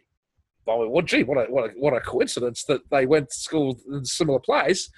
And it happens to be where the Internet and World Wide Web were born and launched from, and it's headquarters of the NSA, the CIA, the DIA, Pentagon, the DARPA, Department of Defense, right? Of the 4 out of the 5 are ex-military, and then the other one is ex-Rockefeller, and they've all gone to these top-ranking intelligence feeder schools. And then we also have the Facebook founder, Sean Parker, growing up in this whole area, Herndon, Virginia, basically just down the road from the CIA, being recruited by the CIA at 16. And we have Mark Zuckerberg, Sergey Brin, Lady Gaga, these possible Satanist, tech and counterculture luminaries going to the same Center for Talented Youth at Johns Hopkins at Goucher College with where the Burning Man CEO went. And then you also have Larry Breed that came up with the idea that Burning Man should happen inside a Pentagon-shaped fence. And John Gilmore, who provides the internet at Burning Man, they also have a history in this area as well of being working for the military and intelligence community. And in fact, those 2 guys worked together at the same organization there in the 70s. Like, this is just like now the coincidence meter is just like starts to go crazy. And I'm not even including in this slide the other members of the Burning Man team who I've mentioned today, who've also come from the East Coast and who also have these amazing strings of coincidences surrounding them and links to the Intel community. So basically the coefficient of coincidence meter, it just broke as it went haywire. Yeah, absolutely. And so, you know, I hope that today I've been able to show, compared with... Why don't we take it out of full screamo there? Yeah, sure. Okay. There we go. Yeah, so looking at the introduction to this presentation today, the official story of the bicycle messenger and the aerobics instructor that made good or whatever, well, okay, that story doesn't make a lot of sense to me. But looking at this story now, that who these people are with their military backgrounds and that they've all kind of come out of these Defense Department veteran-style roles to then start this project for some unnamed source, like, you know, suddenly it's all starting to fall into place now. And so I think now we can begin to have a conversation about what do I think actually is going on at Burning Man, that, you know, the what and the why and the how of it all, because we're dealing with the same set of relative information about who these people are and where they did it all. So I look forward to wrapping up with that one. So that's what we can expect for the next episode. Anything else we should add before we wrap up part 6? You know, everybody, please support Jan in doing this. You know, it's a lot of work for both of us to do it, and I'm doing it out of interest. Jan, you know, needs all the support that he can get for Gnostic Media. It's not just about this Burners series. He's got a lot of stuff he's doing, really trying to teach people about the trivium and education. And I know that any support you give him is really greatly appreciated. So yeah, please check out gnosticmedia.com, burners.me, burners.me, and yeah, keep trying to wake people up and spread the word about what's really going on in this world.